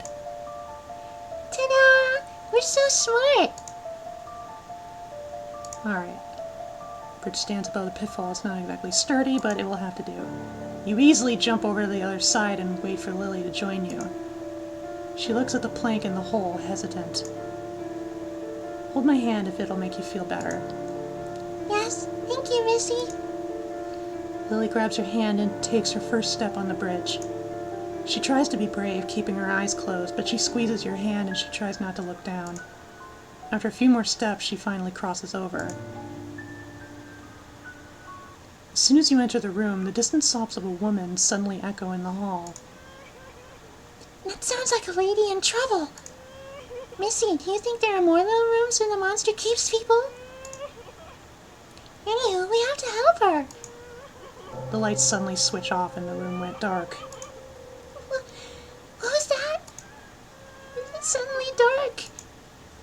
Lily clenches the hem of your shirt. Are you scared?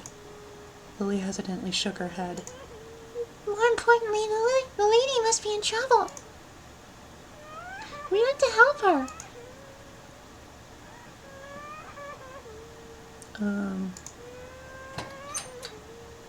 When you open the door, the sobbing of the woman gets louder.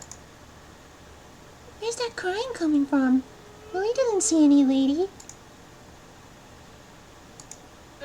The sobbing keeps on going louder and louder. It doesn't seem to be on loop either. It's just that long of a recording. What? There's no lady, but the cries are coming from this box? You take a glance at her reaction before trying to turn it off. You instead accidentally press the wrong button. The sound somehow gets louder.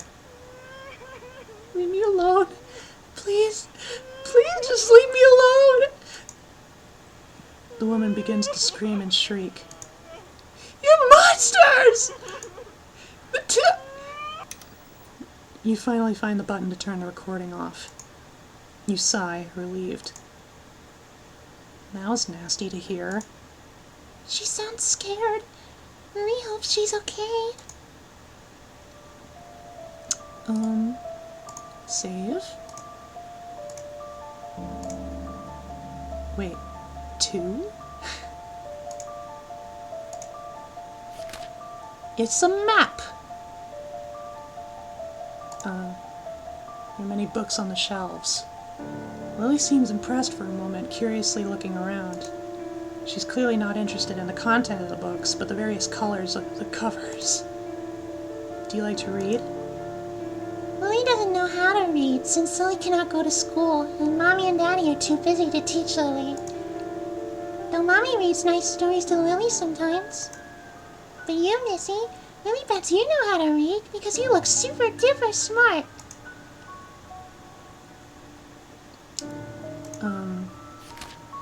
Can we not take this page with us? Yeah.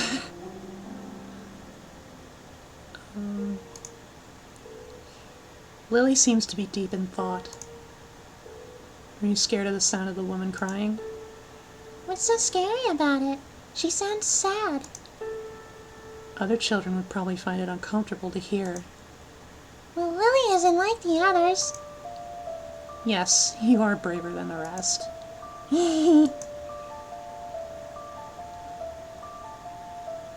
Uh-huh.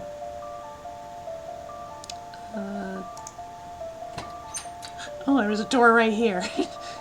Wide, heavy-looking shelves extend as far as the eye could see in this rather long room, all stacked to the top with boxes, cans, pots, and ladles. Many different things that one would expect to find in the kitchen. The pantry! We found the pantry! So excited about a pantry! Lily starts to look through the boxes in the lower shelves. Sadly, everything she finds is disappointing. This one went bad. Daddy says things last longer when the labels say, but these smell. You decide to help, checking on the shelves that are too far up for Lily. Among everything, you fish out a little basket with some moldy-looking bread inside. You offer it to Lily. Oh, food! She picks it up excitedly, quickly going through each piece of bread. She sorts out the ones good enough to eat. She's tempted to take a bite immediately, but then she looks up to you. You want some, Missy? It looks yummy. No, I don't like bread. Are you the monster just messing with us? I mean, I was thinking that already earlier.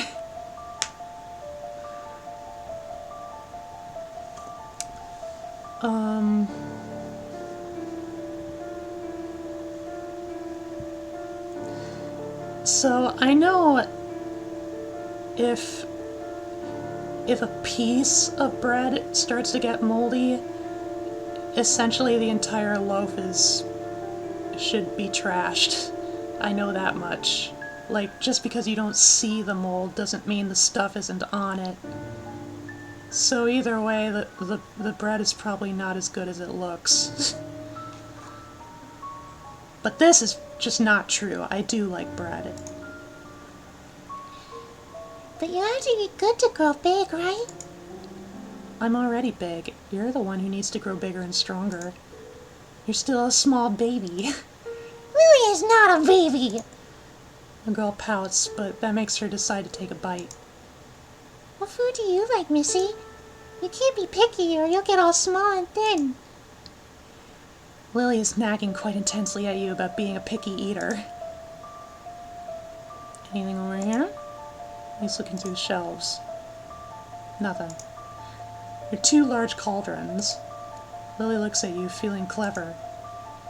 Maybe the monsters do eat normal things like soup and curry. Look at these things, they're so big. Lily wants to jump inside. Well, it fits, Lily? Yeah, I imagine it probably would. Lily looks around the pantry with innocent curiosity. Just an old ceiling light.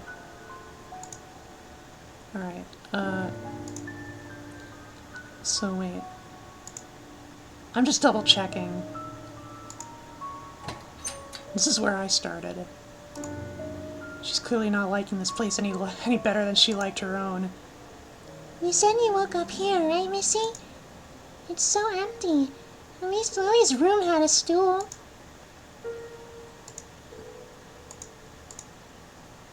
Yep, yep, yep, yep, yep, yep. Yep, yep, yep. Another window, and this one is just as useless as the others. The end of the hall is pitch black, enough to stop your path completely. Lily holds her hand tightly. It's dark. It's gonna be fine. I don't trust that little blip, though. I see that. The room looks dusty, as if no one used the room in years. Suddenly you hear a creak and see one of the closet doors slowly open. Uh-oh. Lily jumps on top of the bed, causing a cloud of dust to rise. The girl coughs as she tries to fan the dust away. Lily is sleepy, but the bed is dirty. Flashlight. Is this necessary? Hey! No. No. Pick up the flashlight. Hitboxes, man. Lily happily prances over to the flashlight and picks it up, showing it off to you before trying it out. It works! It still has batteries! And the girl celebrates, shaking it around. Careful, if the batteries run out, we won't be able to use it. Oh, you're right. Daddy always says that. Save everything you can. Yes, yes. She entrusts the flashlight to you. Alright. Let's fucking go. A rat. It's just a rat. It's not just a rat, it's a rat! Okay, that's still the same thing.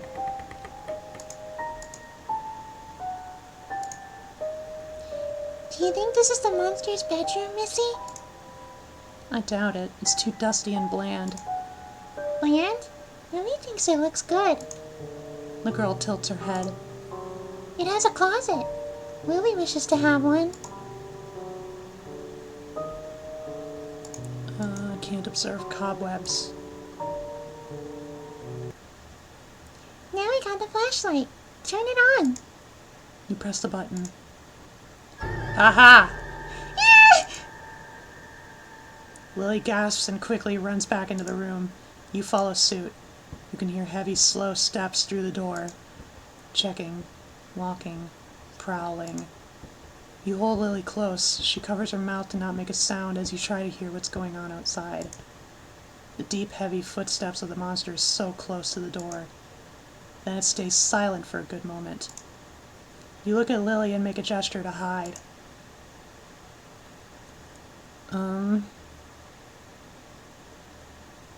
Hide under the bed. The door is kicked, opening violently, and the heavy steps of the monster comes in. It's taking such a leisurely step, its breathing so heavy it deafens every other side. It sounds excited. The monster comes to a stop in the very middle of the room and stays there, motionless, breathing, waiting. I know! Lily whimpers, pressing her hands hard against her mouth. The creature's hand knocks slowly on the polished surface on top of where you're hiding. It knows.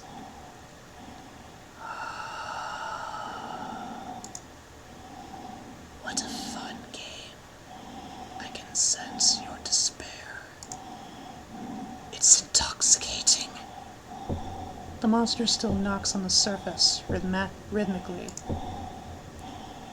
But I'll give you another chance to run. I'll give you hope. That'll make the game more fun. The knocks get harder and harder, starting to echo in the whole room. The creature chuckles before slowly walking out of the room. It slams the door on the way out. You stay still until you can no longer hear the monster. After a while, Lily slowly curls up against you, her entire body trembling. This is too much. This is beyond what she can take. Lily's face turns blue as she tears up. Lily hates this. Lily hates this so much. Lily begins to bawl uncontrollably. Shush, don't cry. You'll be heard. But the monster is gonna catch and eat us. You'll be alright. This is a chance to escape. You have to hope. The girl nods, but she's still shivering, unable to calm down. Uh-huh.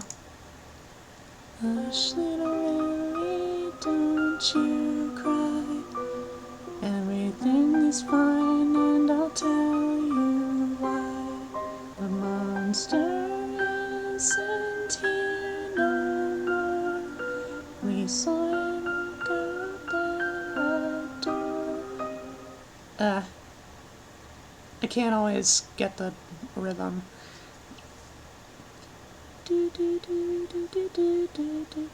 She eventually calms down after hearing the familiar song. Your song makes Lily miss Mommy and Daddy. It makes Lily feel at home. It makes Lily calm down. And you're right, the monster is not here anymore. But then why didn't it eat us when it caught us? It probably wants to play, like a cat and mouse. Lily doesn't like this game. Lily doesn't like hide and seek. Lily doesn't want to play anymore. You can still win this game. You just have to stay hopeful.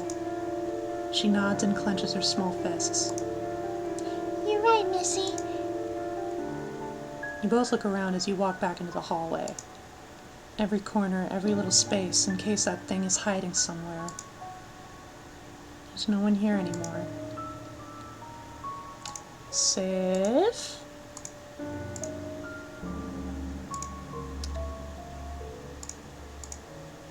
Alright. Just as you enter the new hallway, the flashlight runs out of batteries. Oh no! What do we do now?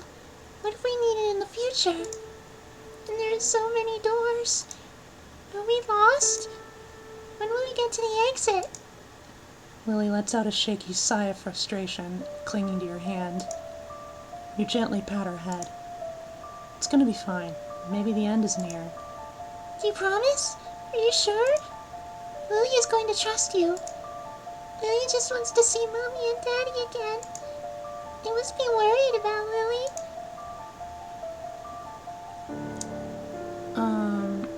Which way did I come? This way? No. Lily is impressed with the room. She takes small steps on the rug to feel the soft woven silk on her feet. It's like the rugs in the fairy tales. Lily wishes we could use it to fly away. Her little banter is interrupted by a loud thud right outside the door. She quickly shuts up, covering her mouth. You cautiously open the door to see what's happening outside. Of course. Aha! The monster slams the door shut. Lily was shaken by the loud sound. What was that? It was,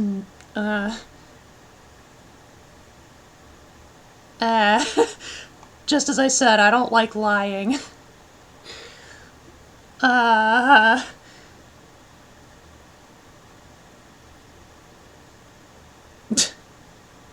Just calmly say it. It was the monster.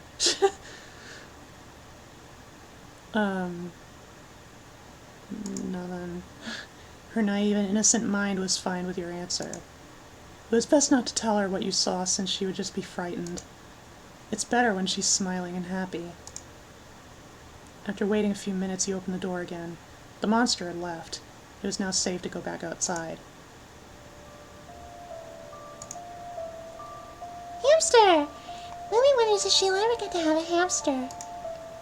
And they're smelly creatures. But this one is very clean, right?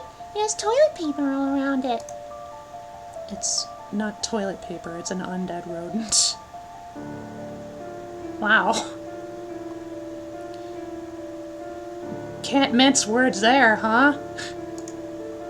A merciless, beastly hound, a servant of the beast, a devourer. A very dumb dog. Aw, Lily loves doggies. This one looks so fluffy.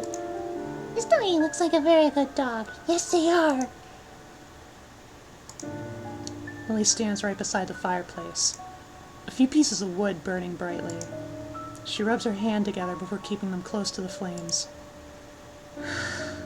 Lily loves little fires. It feels so nice in the winter. Lily likes to look at it going pop, pop while burning. And it's just so warm. You look at Lily while she enjoys her time by the fireplace. Her eyes just stare intently, almost transfixed by the flames. When Lily grows up, Lily will get a fireplace too. Lily will stay by it all winter with a cute cat and all. Are you not scared the fire will hurt you? No, fire burns you, but only if you are a dummy. You have to be very careful with it. More drawers. Yeah. The suspense! The tension! Oh. Was the red stuff here before? Lily is not sure. Lady. This blood trail was made recently, since it wasn't here before. Lily's looking at it with curiosity.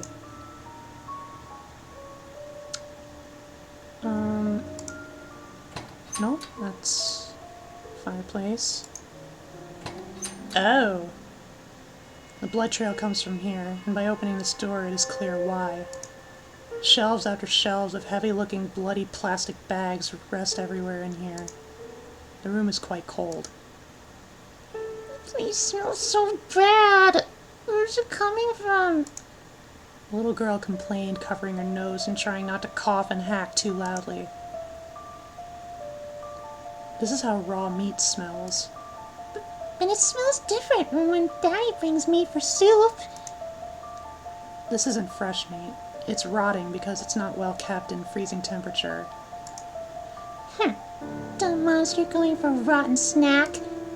Lily hopes it gets tummy ache. Whatever was inside that bag, it's not there anymore. Many bags of bleeding food. Some of them smells real bad from being decomposed for too long. Do you think it's sheep inside? Lots of sheep. You keep checking on Lily just in case she needs anything. Lily is covering her nose with her little hands in an attempt to block the smell. Alright. Door. Oh. It's dark. Too bad the batteries of the flashlight gave up on you. Oh, where do we find another light? And suddenly it's gone.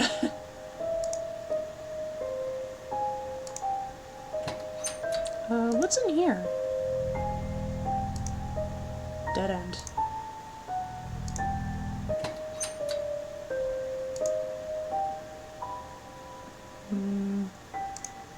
Can use the fire. Use by the fireplace. First let us save. Oh, and there it was again. Aha! This room feels colder than any other. Ashes everywhere, and the place is just littered with burnt bones. No! No! More bones! How many? It's alright, don't look at them and you'll be fine. You venture forward, kicking the bones and skulls away as you go. Lily doesn't follow you. Lily over here! In the skull, you spy a big key lodged in its jaw. You take the skull and pull the key out. You take the key and throw the skull away. This might come in handy later. She looks at you and then looks away, nodding a bit. What's wrong? Everything is wrong. Lily hates this place. Skulls, femurs, ribs, and spines. So many bodies were burnt here to quicken decomposition. Lily is still shaking, standing by the door while sometimes looking at you. How you doing, Missy? Doesn't it feel icky? So many people dead. Doesn't it bother you? You're already dead, nothing to be scared of. I'm an adult, I have to be brave, I can't be scared of little things like this.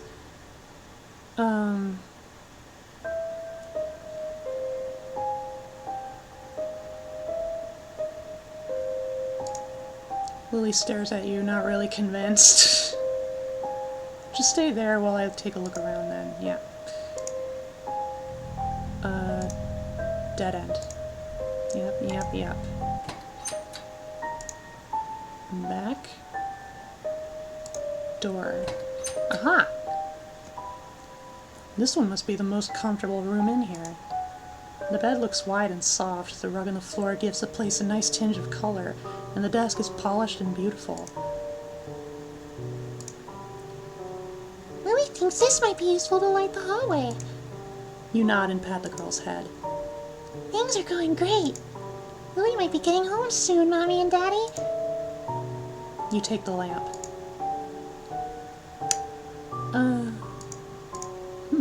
Lily takes a little portrait on the desk, staring at it for a while. It's a man and someone's arm. That side of the picture has been violently ripped off, but you can still tell there's someone beside. Who are they? Did they used to live here? Maybe they got eaten by the monster. Poor them. The monster must have been so hungry that it ate half of the picture. A double bed, the kind you see in the main room of old manors, like the ones the owners share. It's clean, better than the previous bed in the other room. This is the biggest bed Lily has ever seen. Who could sleep here? Maybe it's the monster's bed. But it's so big. Big beds are cold if you don't share them. Do monsters even share beds? But the monster is already big, so maybe it doesn't need to share. Here we are. Haha! An ugly mask! Since Lily is frightened, you close the drawer. Well, at least it was something.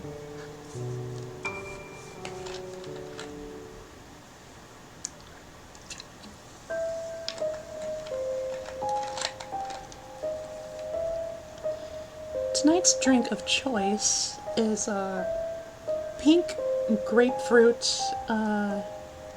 sparkling water. It is wide and spacious, but it feels empty. Nice carpet. Lily likes carpets. Aha! Finally, the whole hallway is revealed. A bloody carcass rests right on the floor. Above it was a message. You will never escape. You see Lily covering her mouth, trying not to scream.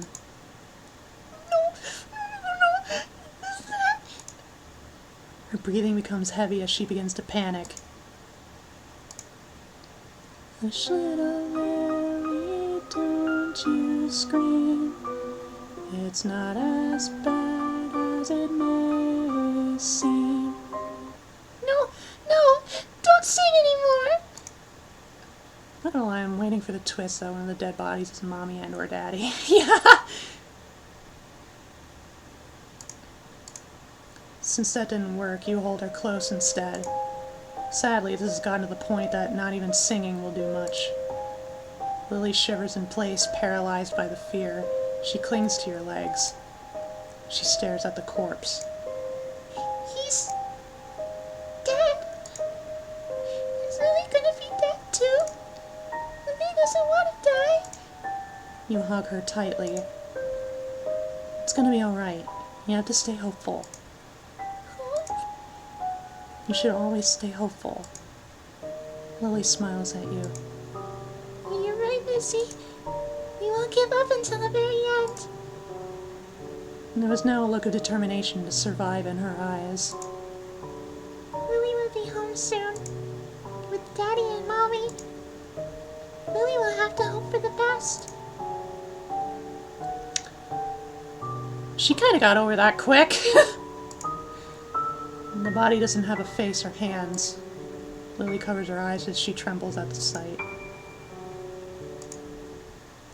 Proceed now.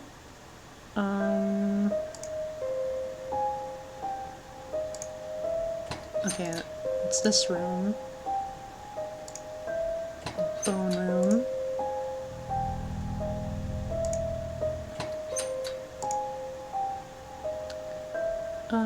Yeah, I'm gonna save. First. Proceed. You open the door only for it to lead to another hallway. There's light falling from the ceiling as if it's symbolic. Lily stares at the locked door in front of us. Do you think we're getting close to the end? There was a glimmer of hope in her eyes. Lily hated this hide-and-seek game, but now Lily is happy. Lily is going to win. I'm in this game too. You're right, Missy. We are gonna win. Lily is so happy you're here. Lily doesn't know what to do without you. Haha. Lily starts to scream at the sight of the monster and rushes towards the end of the hallway. You quickly ran after her. Jam the key further inside. Lock wouldn't budge. Lily is screaming, clinging to you, panting and pointing. It's coming! Hurry!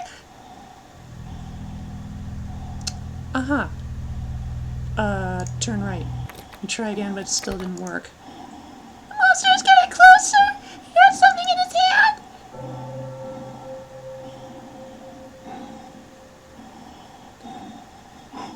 Turn left. You try once more, but it's still stuck. Hurry! Please! It's getting closer!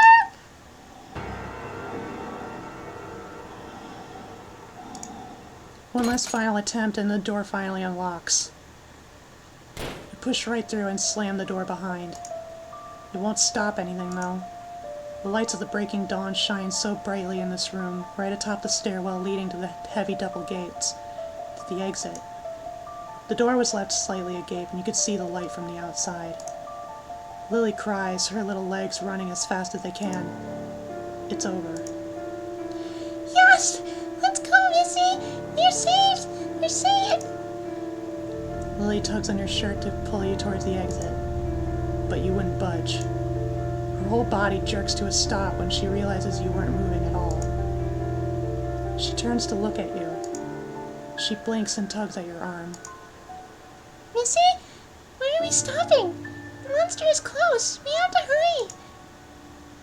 The door is kicked open violently, a cloud of dust arising from the floor as the monster chuckles.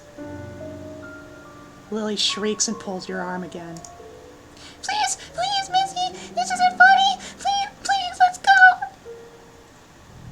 Missy?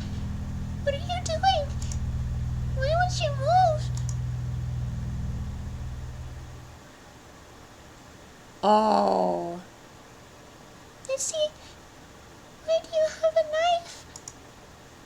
Why are you pointing it at Lily? Why? Why are you smiling?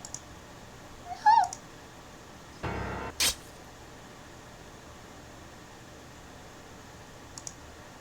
Hush, little Lily, don't be sad.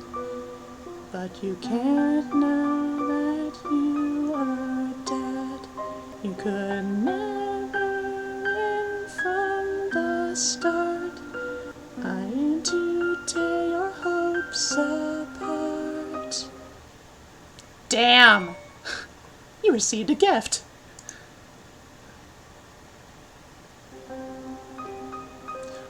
Wow. Wasn't that fun, darling? Jesus!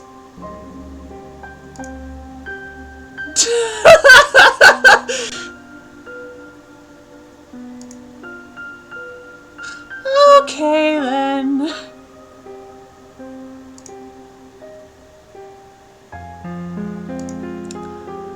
We were the monsters.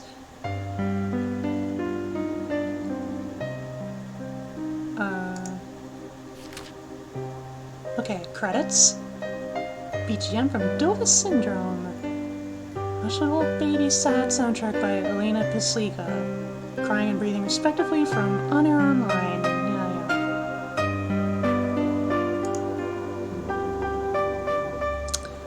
Alright, that's Hush Little Lily. The real monster was the friend we made along the way. God damn. Okay. That wasn't too bad. Honestly, I was expecting it to go like a little more intense with this, with like the creepy imagery. Like I was kind of expecting like some style dissonance. Not gonna lie. But for what it is, you know, for what it was, yeah, it was pretty alright.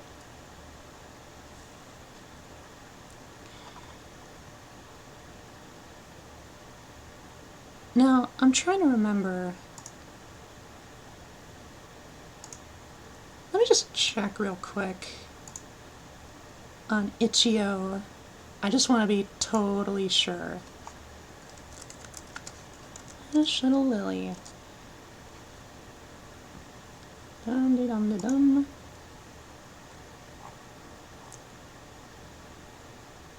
Ah. Just as I thought. There are multiple endings.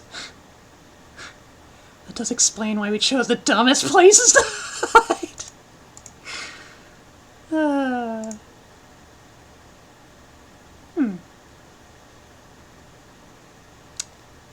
Should I give it another go?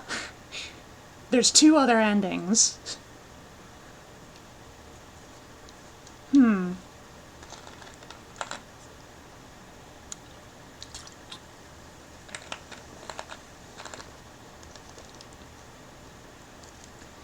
I know,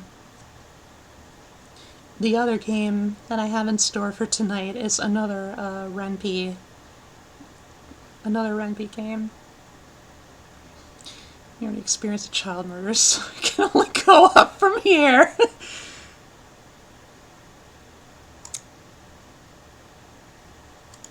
You know, that's a good point. That's a good point. Alright. Let's... Yep. There we be. Load. Would anything different happen at this point?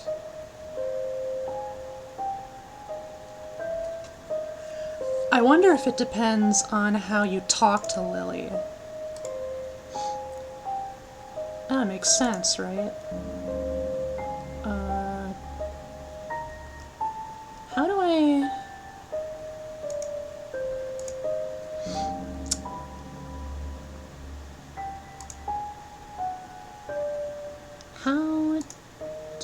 I eat. Yum, yum, yum, yum, yum. Yep, yep, yep.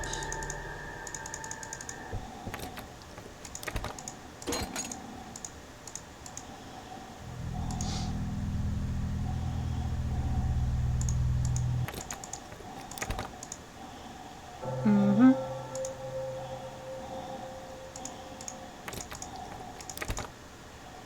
Yeah, huh? Yum, yum, yum. Uh-huh, uh-huh. Zoom, zoom, zoom. We know how this goes. Yep, yep, yep, yep, yep, yep, yep, yep, yep, yep, yep. I'm sorry, Lily. Okay, so I'll have to start from the beginning.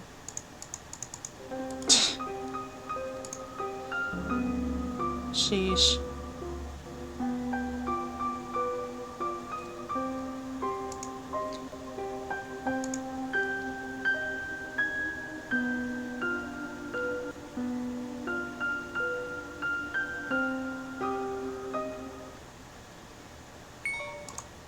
We already got it.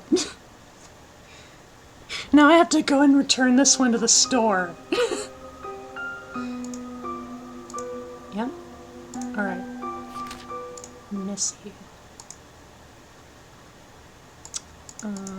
Skip.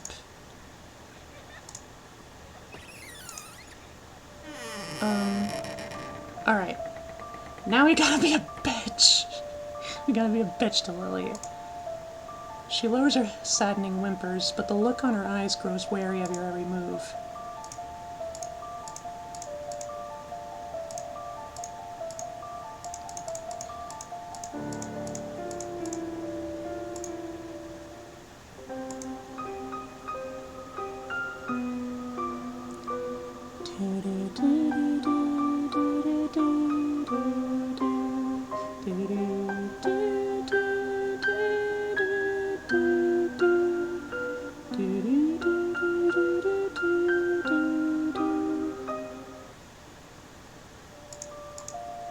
Skip. It's nothing. What's your name?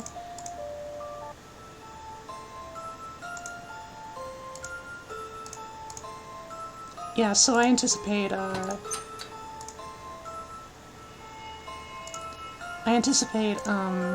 know, I make all the bitch decisions. All the bitch decisions, and I would anticipate, like, the ending of this route would be, the music. I would anticipate, like, we just leave Lily for dead. Yeah. Lily will make sure.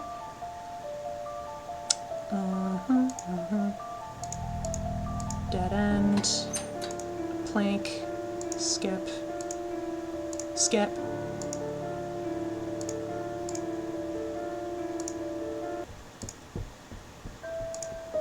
Skip.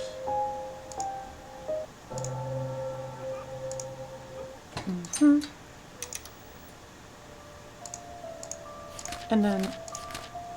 Oh, I have skip on, so it doesn't even show me the map. Thanks. Lily snatches the feather pen. Lily wants to draw. Lily is a really good artist. It's not important right now. Oh, you're right.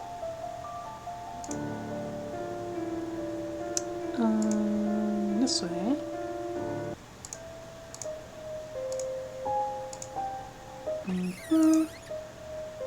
Give it to me, now. Oh, alright. She entrusts the flashlight to you.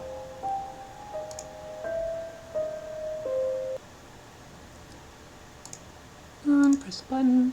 Hide under the desk. It seems to be the exact same.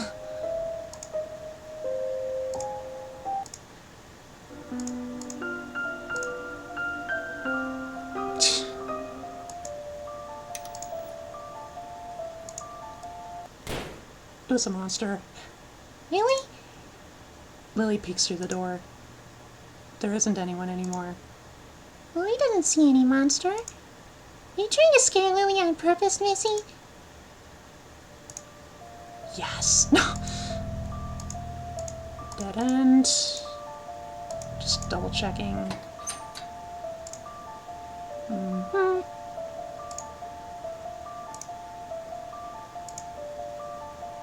Smell isn't that bad. You must have a broken nose, Missy. Dumb monster keeping weird smelly stuff. Uh-huh. Yeah. Yeah.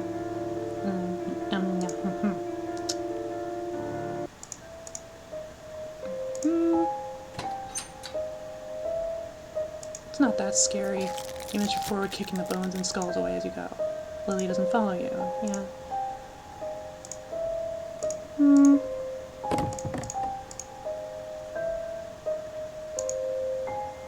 Wait.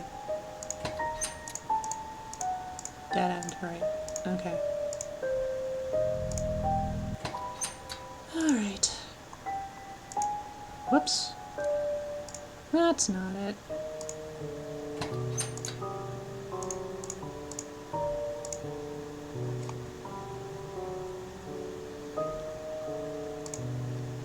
Okay, that's the same. Yeah, that's the same. Yep.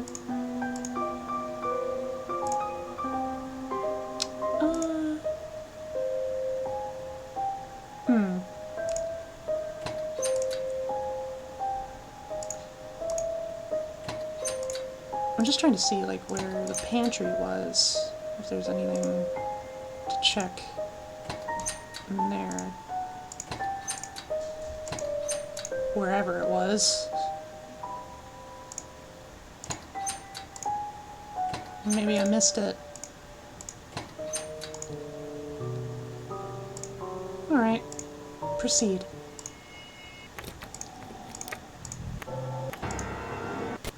Oh. Okay. Fine. Okay, that was literally nothing different.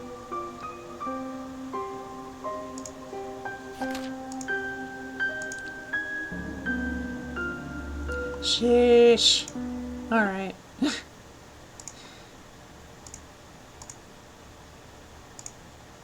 Alright. The last game on the list... I'll have to find the other endings in my own time, whenever that might be. This next game is another Ren'Py game.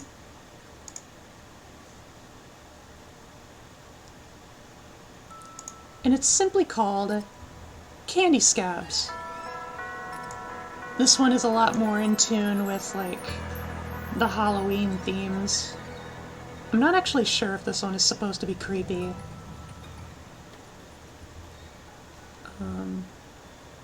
Got candy, got orange, something chuckling.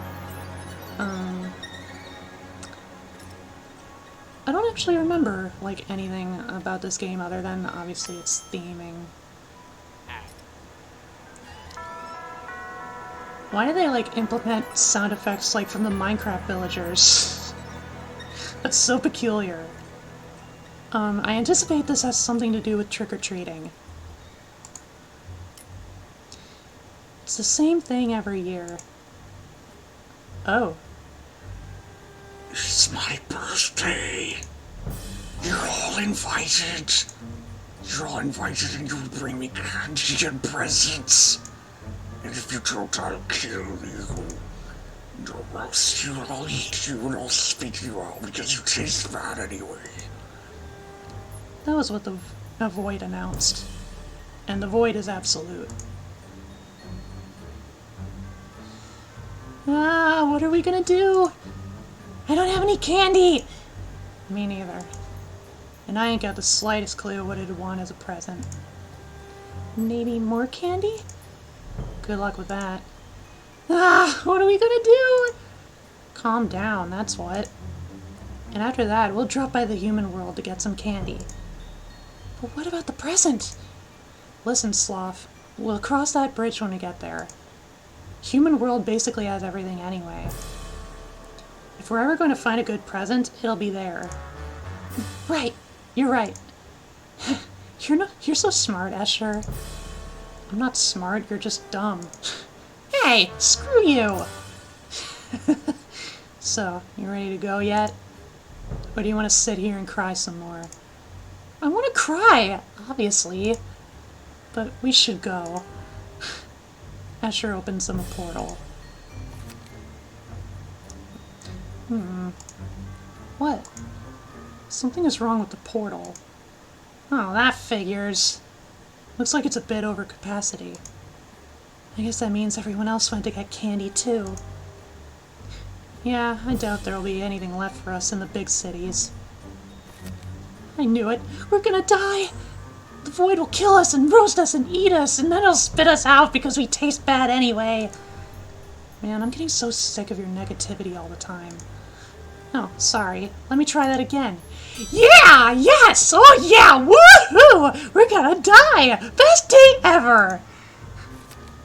Wait, I think I found something. There's a good amount of candy in this remote location. So there's candy for us over there? Yes. Maybe not as much as in the big cities. But given that everyone is going to the cities, this might actually be better. We'll be the only ones in this backwater town, and we'll get all the candy there. Yes! I knew you'd figure something out for us!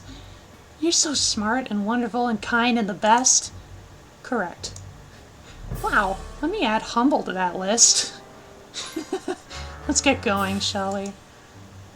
The duo hops into the portal as one does. And off they go, into the human world. But wait, it's never that simple. Of course not. Given how many creatures had hopped into it in such a short period of time, the portal had lost its juice. Sloth and Escher had just enough time to realize something was up, but not enough time to do anything about it. And so, something pretty bad happened.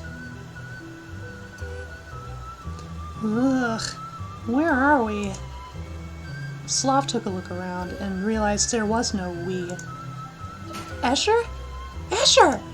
Where are you? Escher! But no amount of screaming could reach Escher, for wherever he wasn't here. Oh crap! What am I gonna do? Sloth decided that the best course of action was to run around like a headless chicken. And that's exactly what he did, until he spotted something. It was a dim light a little ways away, so Sloth slowly crept closer to that light. Oh, a pumpkin lantern! How nice! He must be here to guard this house. A human house, I think. So there's probably humans living inside.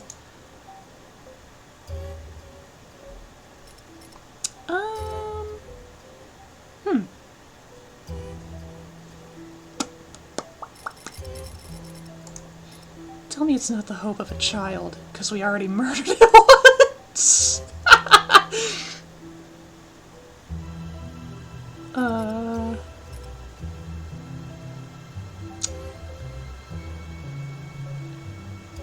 Well, we can go right up there! There might also be candy. And all the lights are off. Maybe the humans are out right now. I really don't want to, but here's my chance. Sloth knocks on the door, gently, and then hides. No one answers. A good sign, but I can't be too sure. Sloth knocks on the door, roughly, and hides. Still no one answers. So Sloth figures no one is really home and starts kicking the door in. But he doesn't get far with that. After just a few kicks, someone opens the door. Guess they were home after all. Learn a little patience, will ya? I was already sleeping. Ah! Wait, you're not Valerie, are you? What? Huh? No, what am I saying? Valerie would be dressed as a princess or something. Say, what are you supposed to be? I'm a nightmare. Oh, a nightmare. That's scary indeed. Here you go. The old man hands Sloth some candy. Sloth can't believe his luck. Oh my god! This is exactly what I was looking for! I bet you were. How did you know? Say, isn't it a little far to be trick-or-treating? The festival is at the town square, isn't it? What festival? Huh, you didn't know about it? Are you new here? You could say that. Well, little fella, we usually have a pumpkin festival for Halloween. It's where everyone gathers to celebrate and the kids go trick-or-treating together. If everyone goes, why are you here? I'm a tad too old for all that ruckus. But you should go to the festival. It's safer. I'm sure you'll find way more candy there than around lone houses like mine. Wait, you're saying there's a lot of candy at this pumpkin festival? Lots and lots of candy. Just head back to town and follow the lights. Alright, I'll head straight over. Thanks, human. Take care, little nightmare. The old man closes the door and Sloth notices there's a path on the ground.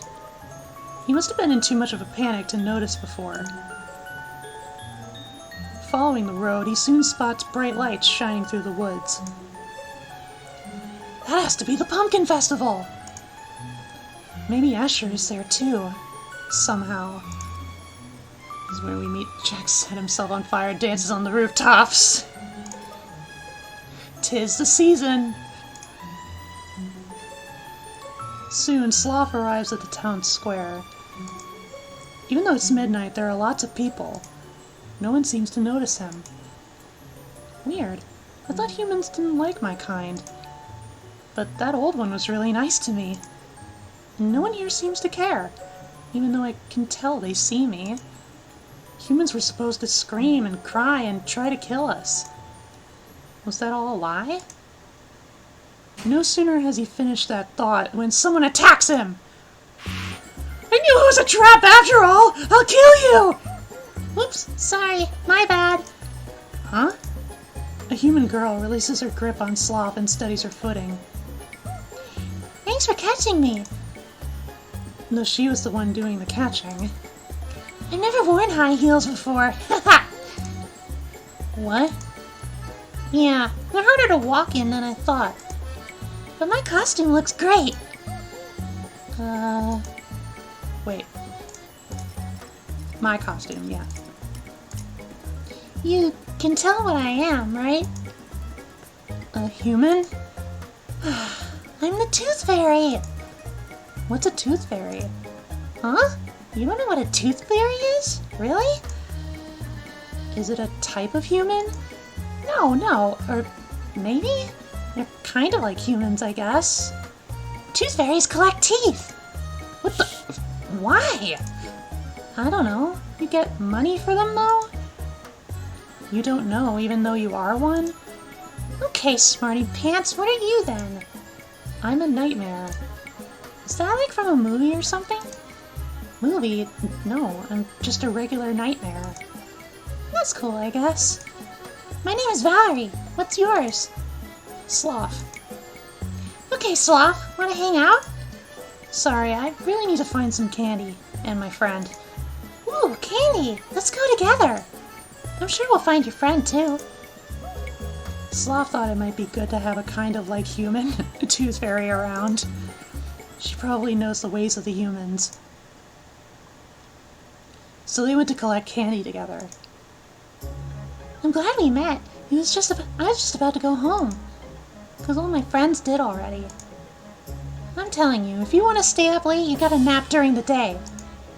But did they listen? No! Sucks for them. I'm gonna get way more candy than all of them combined. Where's the candy? Huh? You gotta go door by door. Come to think of it, I ain't never seen you before. Did you just move here? I'm just visiting. How do we get the candy? We'll knock on the doors. Oh, but don't knock on the ones without a pumpkin lantern. Why not? They're not part of the festival. They'll just get mad. Huh. So no pumpkin, no candy. Got it. Let's try Mrs. Bloomstone. She's nice. We might even get full-size candy bars from her. Before Slav can say anything, Valerie is already ringing the doorbell. Wait! I thought you said to knock! Huh? Who cares? Ah, trick or treat! Ooh, what do we have here? I'm the Tooth Fairy, and he's a nightmare. Well then, I'd better give you some candy fast before you steal my teeth and give me bad dreams. That's right! Slav is beyond confused. The lady's words convey fear, but her demeanor seems delighted. The two of them are clearly threatening her. Why the smile? Oh, shit! Shoot! Oh, shoot! The bowl is empty. Wait just a moment. Ah, a tactical retreat. The smile must have been a fake one. I told you she's nice. Nice? She just closed the... Slav loses a thought as he spots something from the corner of his eye. A familiar figure, or so he thought. Asher? Hey, where do you think you're going? Huh? What? The candy! Mrs. Bloomstone is just getting it for us. But, my friend... Candy, Slav! Candy! She makes a good point. And just then the lady returns, oddly enough. Both of them get some chocolate bars. Thanks, and see you later. See you later. Say hello to your mom for me. Okay, bye-bye. As soon as Slav has secured the candy, he dashes towards the direction he saw Escher at. Huh? Where? But he came here. Sheesh, don't take off like that. You saw him too, right? No, I had my eyes on the prize. This thing! Slav watches in horror as Valerie takes a bite out of the candy bar. What are you doing? You can't eat that!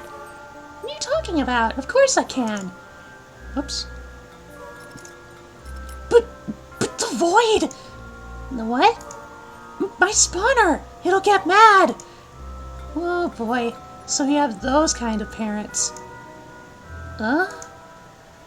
Boo! Don't eat the candy! It's all poison and full of tacks! No! What the crap? Yeah, exactly. So relax and eat some candy. It's not mine to eat. Yeah, it is. At least eat the chocolate Mrs. Bloomstone gave. She's my mom's friend. I promise it's not tampered with.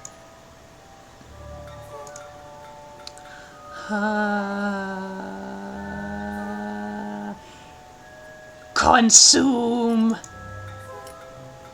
Well, maybe I can eat one. Yeah, I won't tell. Sloth betrays the void and bites into the chocolate bar. It is delicious! Sweet, sweet betrayal. The best thing he ever ate. Oh my god. I need another! I know, right? Listen, we're gonna get so much candy your mom won't notice if you're missing. It sounded weird to call the void Mom, even though you could say that. The void was Sloth's mother and father and god. The void was his and Escher's and every other nightmare's creator. It was everything and nothing at the same time. In fact, the void was beyond time, beyond existence. The void is eternity collapsing into itself. And while it was everything and anything and nothing at the same time infinitely, I suppose you could call it Mom if you really wanted to. Hell yeah, Void Mom! Sloth, however, did not want to. Hello? Huh? What? Anybody home? Oh, sorry, got lost in thought. Chocolate is the flesh of gods. Ew, that's weird. What? It's not weird, you're weird. No way, chocolate flesh, you weirdo. And so the two of them continue their trick-or-treating. Say, Valerie, I've been wondering about something. Okay, shoot. I keep seeing all these kinds of monsters around, but I thought humans were afraid of scary things like that. Are we playing monsters now? Huh? Are we? Alright then, let's see. Ooh! once a year a spooky night comes, the All Hallows Eve. And the scary creatures from the realm beyond come creeping and crawling around. Like tooth fairies? Yes, like tooth fairies, the scariest of them all. Anyway, they come, and the only thing humans can do to appease these demons is to give them candy. Huh, I see. I guess humans are used to it then, because they don't seem to mind us. Yep, they better be nice to us after all. We might play tricks on them. I'm just glad it's like that. I thought humans would kill me. No one kills monsters anymore, or witches, or anyone. Really? I heard humans kill each other all the time. They do? To be fair, I've seen the Tooth Fairy horror movie. Don't they? Valerie looks worried. Maybe she doesn't know that much about humans after all. Well, you don't need to worry about humans murdering humans anyway. Because you're a Tooth Fairy, not a human. I guess so? Stop talking about that kind of stuff. We got candy to collect! Right, let's get to it! They visit several houses and get candy from almost all of them. Incredible! This should be plenty enough candy! Now I only need to find a present! And Escher. Mallory catches Sloth marveling at his candy. What do you think? I'm picking some good houses, huh? You are? Do you know all these humans? I guess. Impressive. And they don't care that you're a Tooth Fairy? Sure. But I still don't get the teeth part. It'll be fine as long as you don't reach for your cell phone. Why would you want those? It's not like you can stick them in your mouth and start biting things with them. Wait, still don't get the teeth part. Okay. All I know is that tooth fairies give you money for your teeth. Why? Maybe they're valuable? Valuable, huh? Yeah, I know some people collect teeth too. Like my grandpa. He turns bare teeth into necklaces and stuff. Do you do that? Turn teeth into necklaces? You got a cool costume. It's not a costume.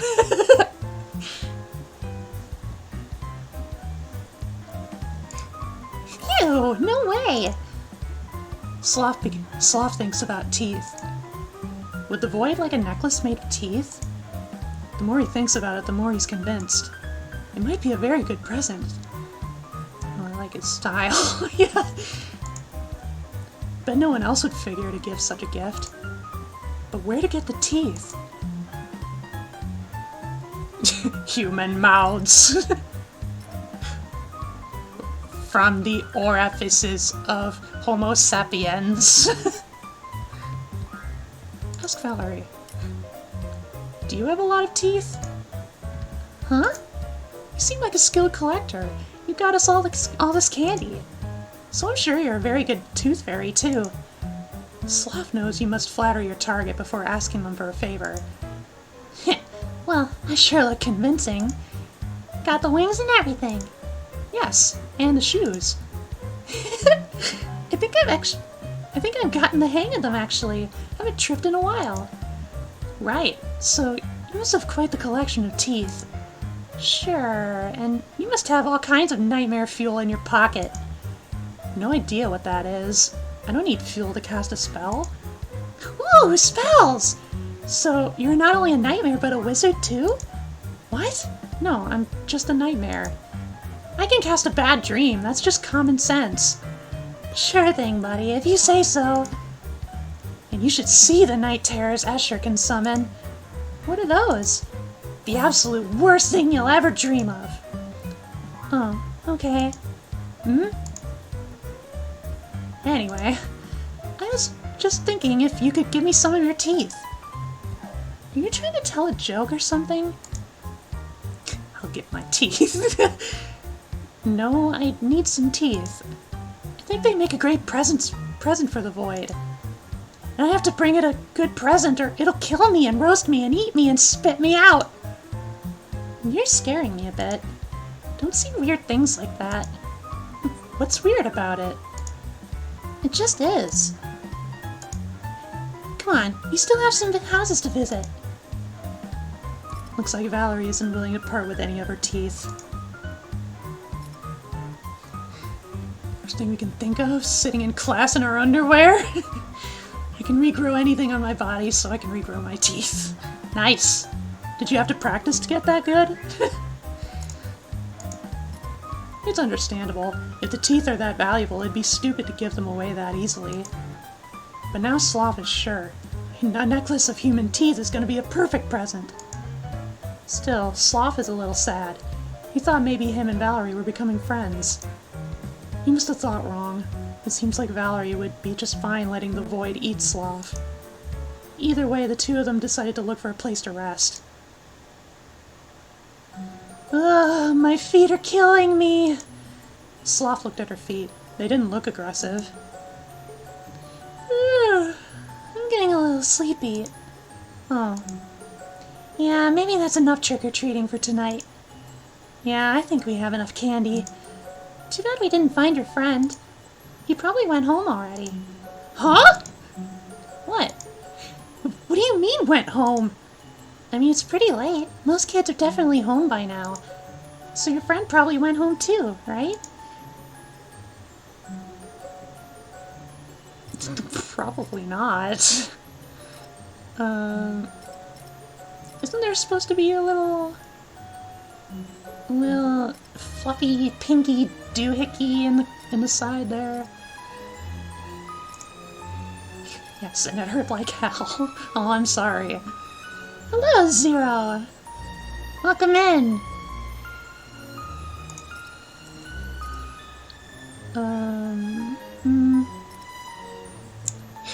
You missed the child murder.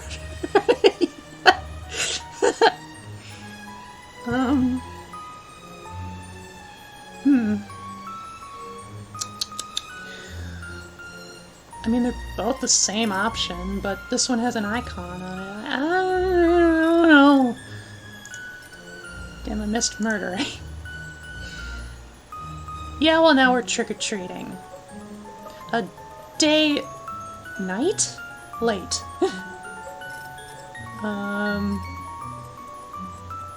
Let's just stay calm. I don't think he would have gone home without me. He knows I can't even get home without him. Huh? Why not? Yeah, I don't know how to get back. He's the one who took us here.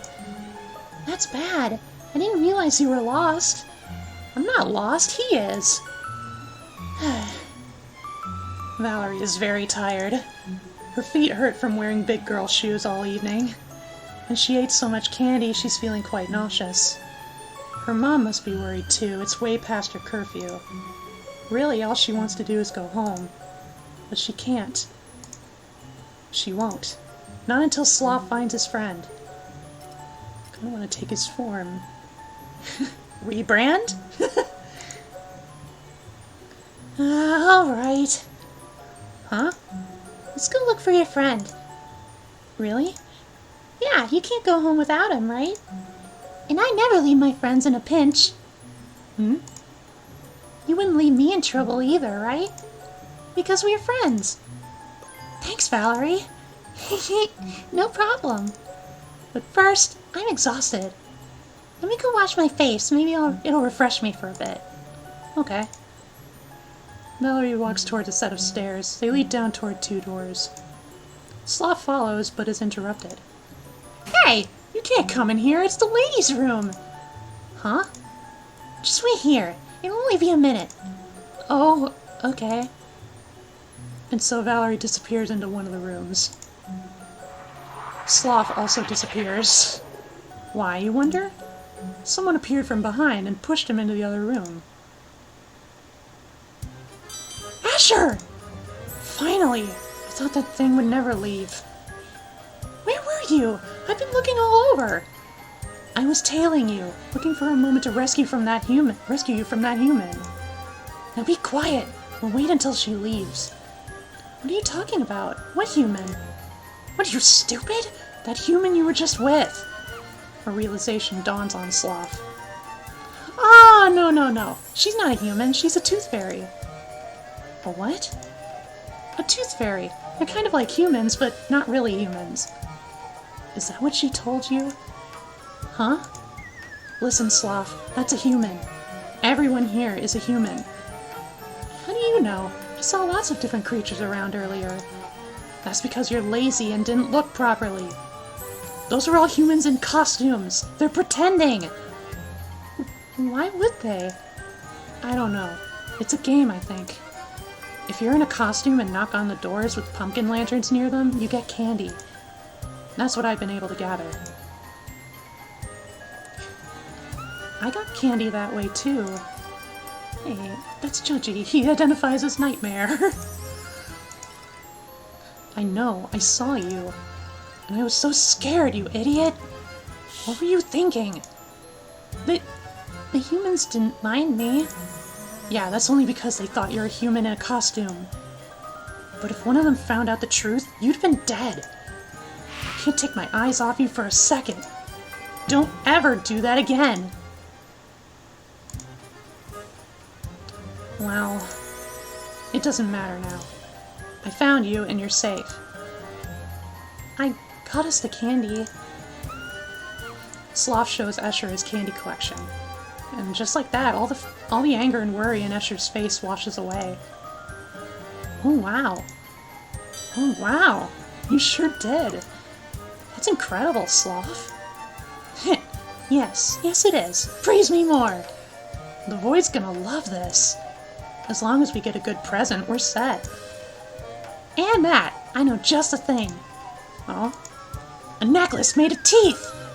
Teeth are apparently valuable. Assuming that wasn't another lie. A tooth necklace, huh? Escher thinks about it. That's actually a pretty good idea. I can see the Void liking something like that. Right. Get that girl over here. We'll pull out her teeth and go. What? Hers? But she's the one who helped me get all this candy! And she's also the one who's been lying to you this whole time about being a fairy or whatever. Oh, now there's a skull.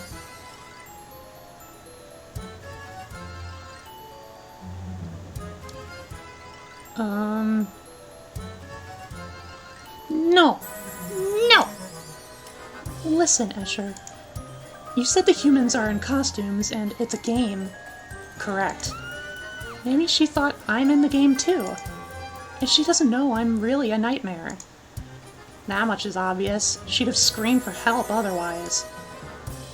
So I'm thinking she didn't mean to lie to me. She was telling me she's a tooth fairy because that's the game. That's not the point. The point is she'll want you dead once she finds out you're not a human. But maybe not. She doesn't seem to mind a lot of things. So maybe she won't mind me. Or you. Or nightmares in general. I worry about you, Sloth. Huh? You're gonna get hurt. Or killed. Or both. At the same time. Sloth? Ah! Valerie! Sorry. I was just worried since I didn't see you.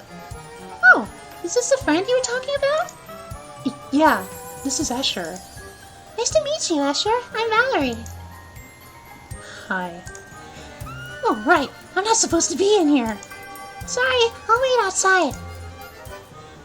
Sloth. Yeah? We need those teeth. I'll figure something out. We don't really have the time. The birthday party is going to start soon.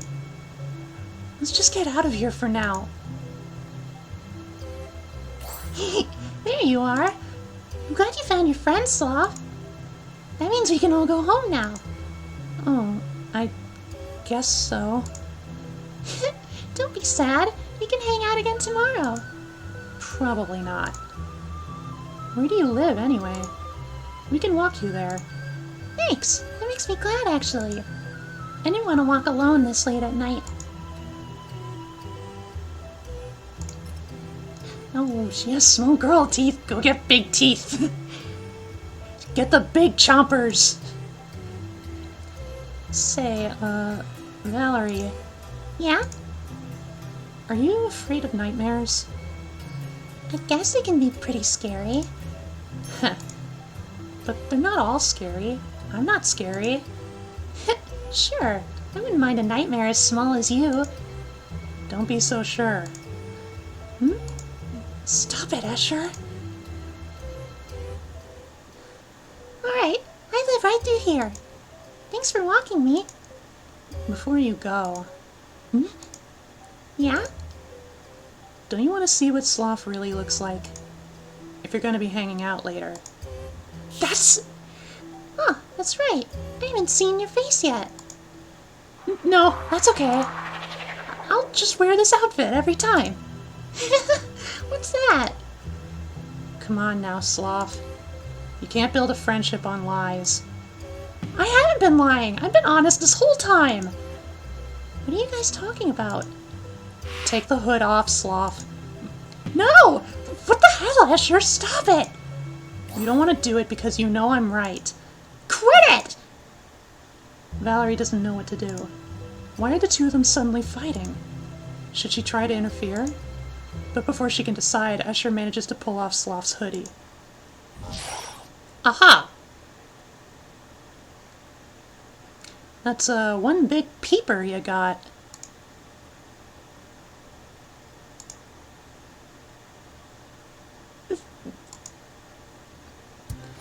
What on earth? Well, human? Huh? Isn't Sloth a gross, scary monster? Gross? Escher, you think I'm gross? I don't, but the human does. Don't you? You do? Well, maybe a little. Oh. See? I told you. It's not really scary. Huh? It just... Doesn't that, like, hurt? Not having the rest of your head? It doesn't hurt. Were you in an accident or something? No, I was always like this. Do you get it yet? We're not humans like you. So Sloth can't be your friend. Why not? Because humans are afraid of nightmares? Yeah, They kill us. I won't kill you. And I won't tell anybody your nightmares either. Really? Wait, what? Really? Yeah, we can be friends just fine. Really? Really. You hear that, Escher? Okay. Ah, whatever. But that doesn't solve our problem, Sloth. What problem? We need to bring the Void a present. A tooth necklace. Or it'll kill us, and roast us, and eat us, and then it'll spit us out. See? You're scared after all. Give it a rest! The Void is scary for us too! Go home, human. Nightmares will deal with nightmare problems. You said you needed a tooth necklace? Correct. I know where to get some. So you are a tooth fairy after all! Ugh, Sloth. No, I'm not. But my grandpa makes tooth necklaces as a hobby. We can ask him for one. Where is this grandpa? He lives in the woods. Follow me. I'd want a nightmare friend as long as they don't try to eat us. Hell yeah! Hey, I've been here before. Oh, this is my grandpa's house. He's probably asleep by now, but... Valerie's about to knock on the door. Stop! Huh? We can't be seen by even more humans. He's already seen me, though. But he hasn't seen me, and I'd like to keep it that way. Alright. Then go hide. I'll bring you some necklaces. Alright. The two nightmares slink away and Valerie knocks on the door. An old man emerges from behind... Old man emerges from the door. Trick-or-treat! Valerie, my goodness. Why are you still out and about? Do you have any idea what time it is? I'm trick-or-treating. No, you're not. Come inside, I'm calling your mother. Oh, I just noticed Escher is floating with little crow feeties. She's not coming. Just give her a moment. It's been several moments. I knew it. She was pretending not to be scared, so she could hide inside this cabin. I think I saw human weapons inside. She must be telling that man about us.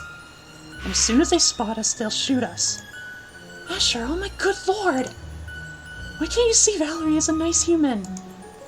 I admit, she seems nice, but humans are rarely what they seem. Ugh, you can be so... She'll come out any moment now. So just wait. We don't have much time left. Any moment now. And they wait. And wait. And then, the lights in the cabin turn off. Why'd they turn the lights off? Looks like the humans went to sleep. Or they turned off the lights so their own reflections won't block the view outside. So now they can shoot us better. They're not gonna shoot us, for crying out loud! Fine, so they went to sleep. I don't understand. Did Valerie forget we're waiting for her? Man, Escher's judgy for a nightmare, I know. Well, what? The man was angry she was out this late. So he probably told Valerie to stay inside until morning. Oh, that would be my guess. Or then they're gonna shoot. Enough of that! Either way, we're hosed. We need to find a present right now, or we'll be late to the birthday party. Curses! I'm gonna peek in through the windows. No, you're not. Seriously, they might shoot. Come on, that man already saw me and didn't shoot. He gave me candy. You wait here. I'll go take a look. Be careful, Sloth. Sloth peeks in through a window. All he can see is curtains. So like a proper creep, he tries another window. This one is slightly open. Sloth! Valerie is peeking out the window. Valerie! Have you been captured? What? No! But I can't come out anymore. My grandpa told me to stay the night. And my mom's gonna pick me up in the morning. What about the necklace? Don't worry, I found 2 finished necklaces. Which one do you want? What's the difference?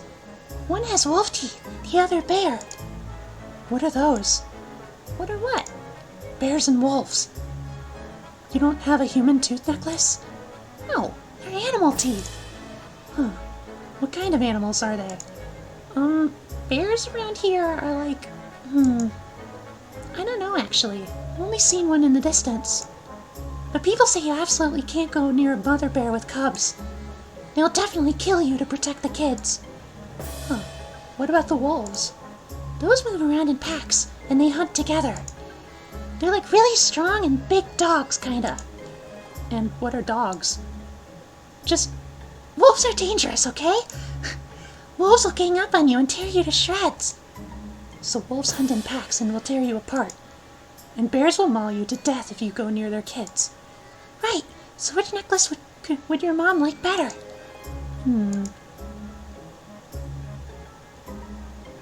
Well, since it's a mama, let's go with a burr. The bear one sounds good. The void is our parent and kills things too, like the bear mom.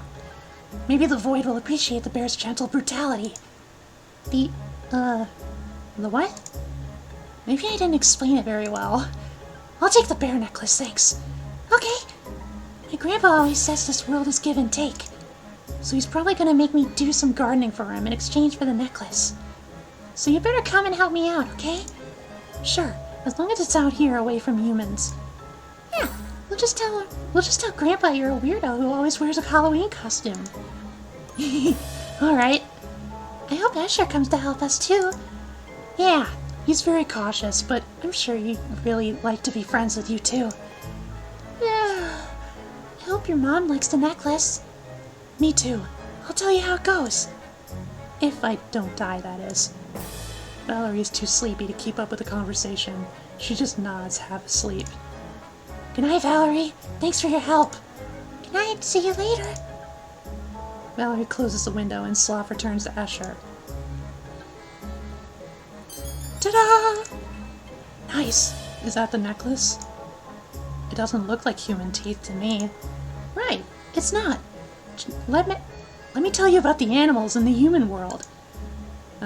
Whatever. Tell me on the way. We can't be late.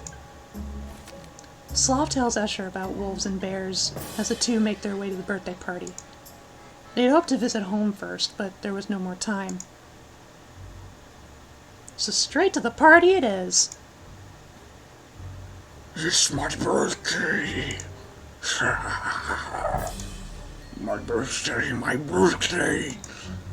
Presents and candy, give them to me now. Who goes first? You two. I see you have a lot of candy. What about my present? We got you a bear tooth necklace. What the crap is a bear? One of the beasts of the human world. Ooh, what kind of beast? Tell it, Sloth. Bears are fearsome. They'll maul anyone who comes near them. Nice. Especially mother bears. They are fearsome protectors of their children. No one is allowed to hurt their young. The mother bear will gore to death anyone who comes near. The Void takes notice of all the little nightmares listening intently. The nightmares seem impressed with bears. The Void thinks about that. It also fancies itself a loving protector now. It asks the nightmares if they think it is akin to a bear. The nightmares say yes, of course, even though it's not quite true, though the Void is fearsome. Indeed, I am very loving and very brutal. Isn't that right? Absolutely! Absolutely! Yes, absolutely. You are the most fearsome and the most loving parent. Yes, I am. I am a loving yet violent protector of my children. Celebrate with me, my children. You are all under my loving care. I'm and safe. All the nightmares cheer. It is a true cheer this time, so it is extra joyous. The Void likes this. There were no killing, no roasting, no eating, and no spitting out of nightmares that night. The Void's whims only last so long, so surely it'd be nothing but chaos next year, too. But the nightmares are hopeful. They hope that if they keep praising the Void as a protector, maybe it'll keep acting as such. For now, the Void revels in it. So for now, everyone is happy. The next day, Sloth is in a great mood. Escher, could you open me a portal to the human world? You're really going back, huh? Yes, I promised to help Valerie pay for the necklace. I think we'll do gardening, whatever that is. I guess I'll come too. Huh? Really? Well, you need me to open the portal for you once you come home again. Plus, I also owe her for the necklace. And I need to make sure you won't get caught by the humans. Right. Shut up, or I won't open the portal. Valerie will be happy to see us. I need a longer coat, long enough to reach the ground, so that the humans don't notice I'm levitating. Right. And so, Sloth and Valerie and Escher became good friends. Valerie taught Sloth and Escher all about the human world. Sloth tried to tell Valerie about the nightmare world too, but it scared her. Escher, on the other hand, was still scared of humans. He was fine with Valerie, though. The three of them had a lot of fun hanging out. So who knows what the future has in store for the trio. But for now, at least, they were all happy. Happy end! Trick or treat! And that was Candy Scabs. One of the endings, at least. Whew. That was adorable. No voice, just imagine. No, you! No, you, my enchantress. Let's see. 3:15, or 3 hours. 3 minutes, that would be my fastest stream yet. Okay. Much better than the ending with slaying of a child's hope. I know! Oh, that was grim.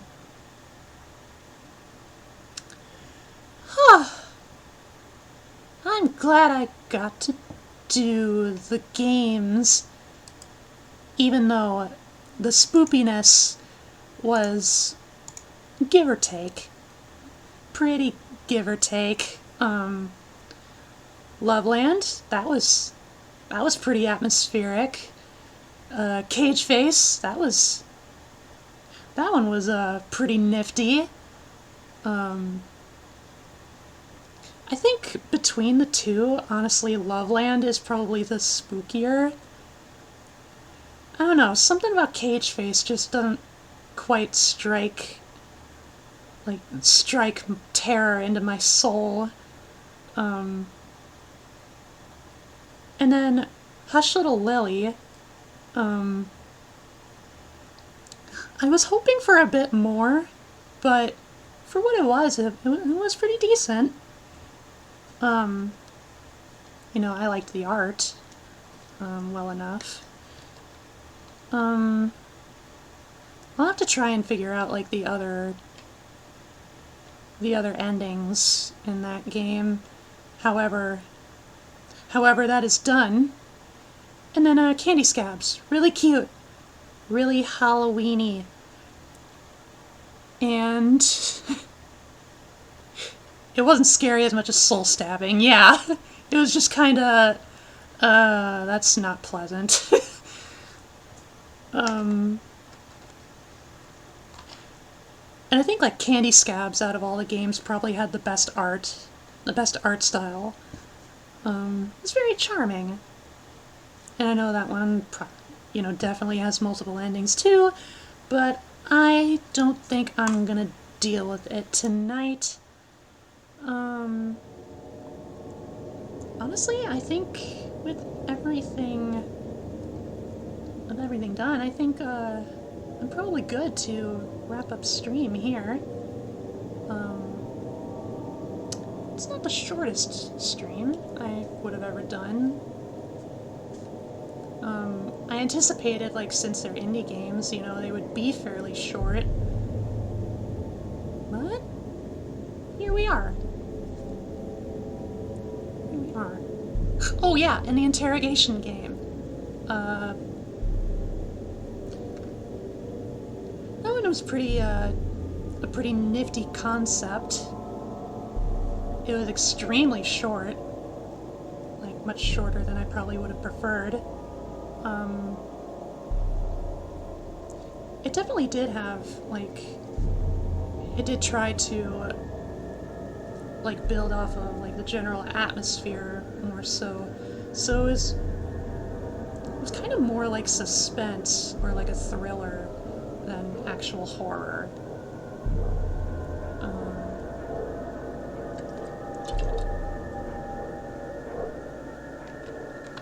Anyhow, in other news,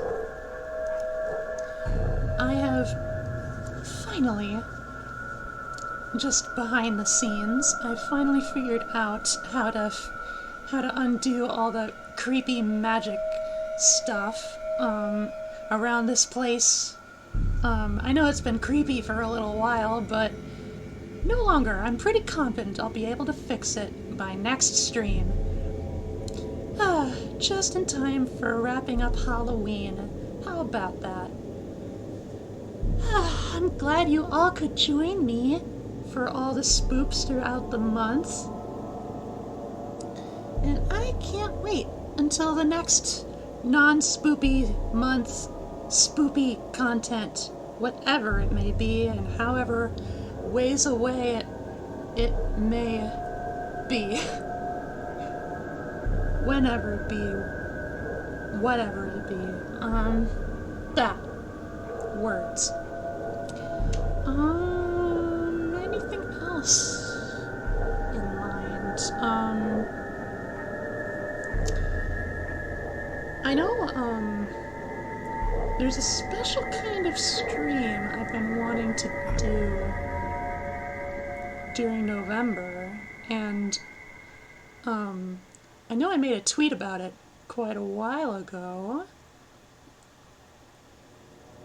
But basically, like, I'm kind of interested in maybe doing, like, a brand spanking, like, world-building project. And I was thinking I would do it entirely on stream. It'd be my own little stream world-building series, and that way I could take suggestions and, you know, we can kind of bounce ideas off of each other, me and my Lily pals. Further details will have to wait until then, but I'm very excited for that. I don't think it's gonna be next stream. I'm not feeling it.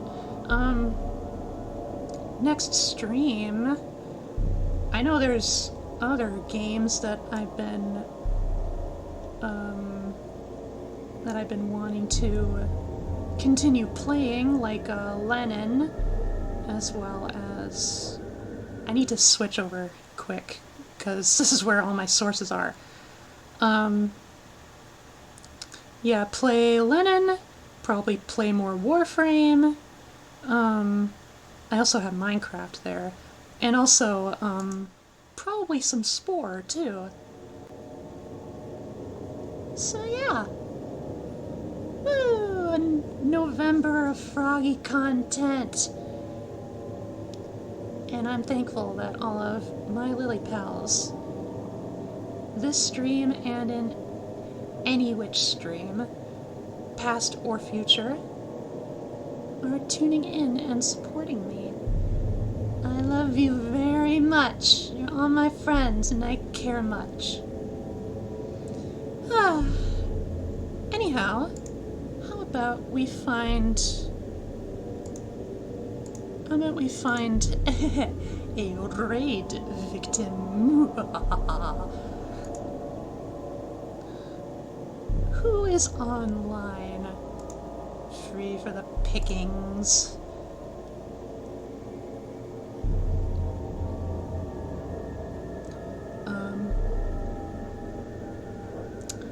Oh, right. Aru is having her re-debut tonight. I know I peeked in earlier before stream. But, you know. But otherwise... Yakuza Mom is streaming, but she's sleeping right now. 48-hour subathon. We have Serena. We have Lady Lunari. Priscilla. Fluffy Arcades.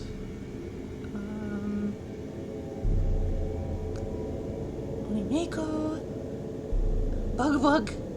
Bug.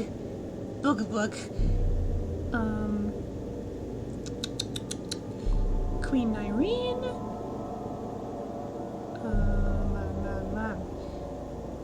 Ava Rain. Hanao. Nahoko. Looks like Nahoko is finally starting, like, being able to stream again more consistently. I'm happy. I love Naoko. Well, I think we shall raid Nyrene. I know she raided our stream last time, and she's playing Monster Camp with some friends. Let's go send a mermaid some monster love. Queen Irene. Ta-da! Alright. So until next time, I anticipate it will be this Thursday. I will do what I'm gonna do. And I hope to see y'all there, my lily pals. I care you so much. And I hope y'all have a good night and you had a happy Hallows Eve. Or Samhain, depending on your background. Until Thursday, my lily pals, or with the possibility of a gorilla stream sometime like tomorrow or Wednesday. Oh yes, with me.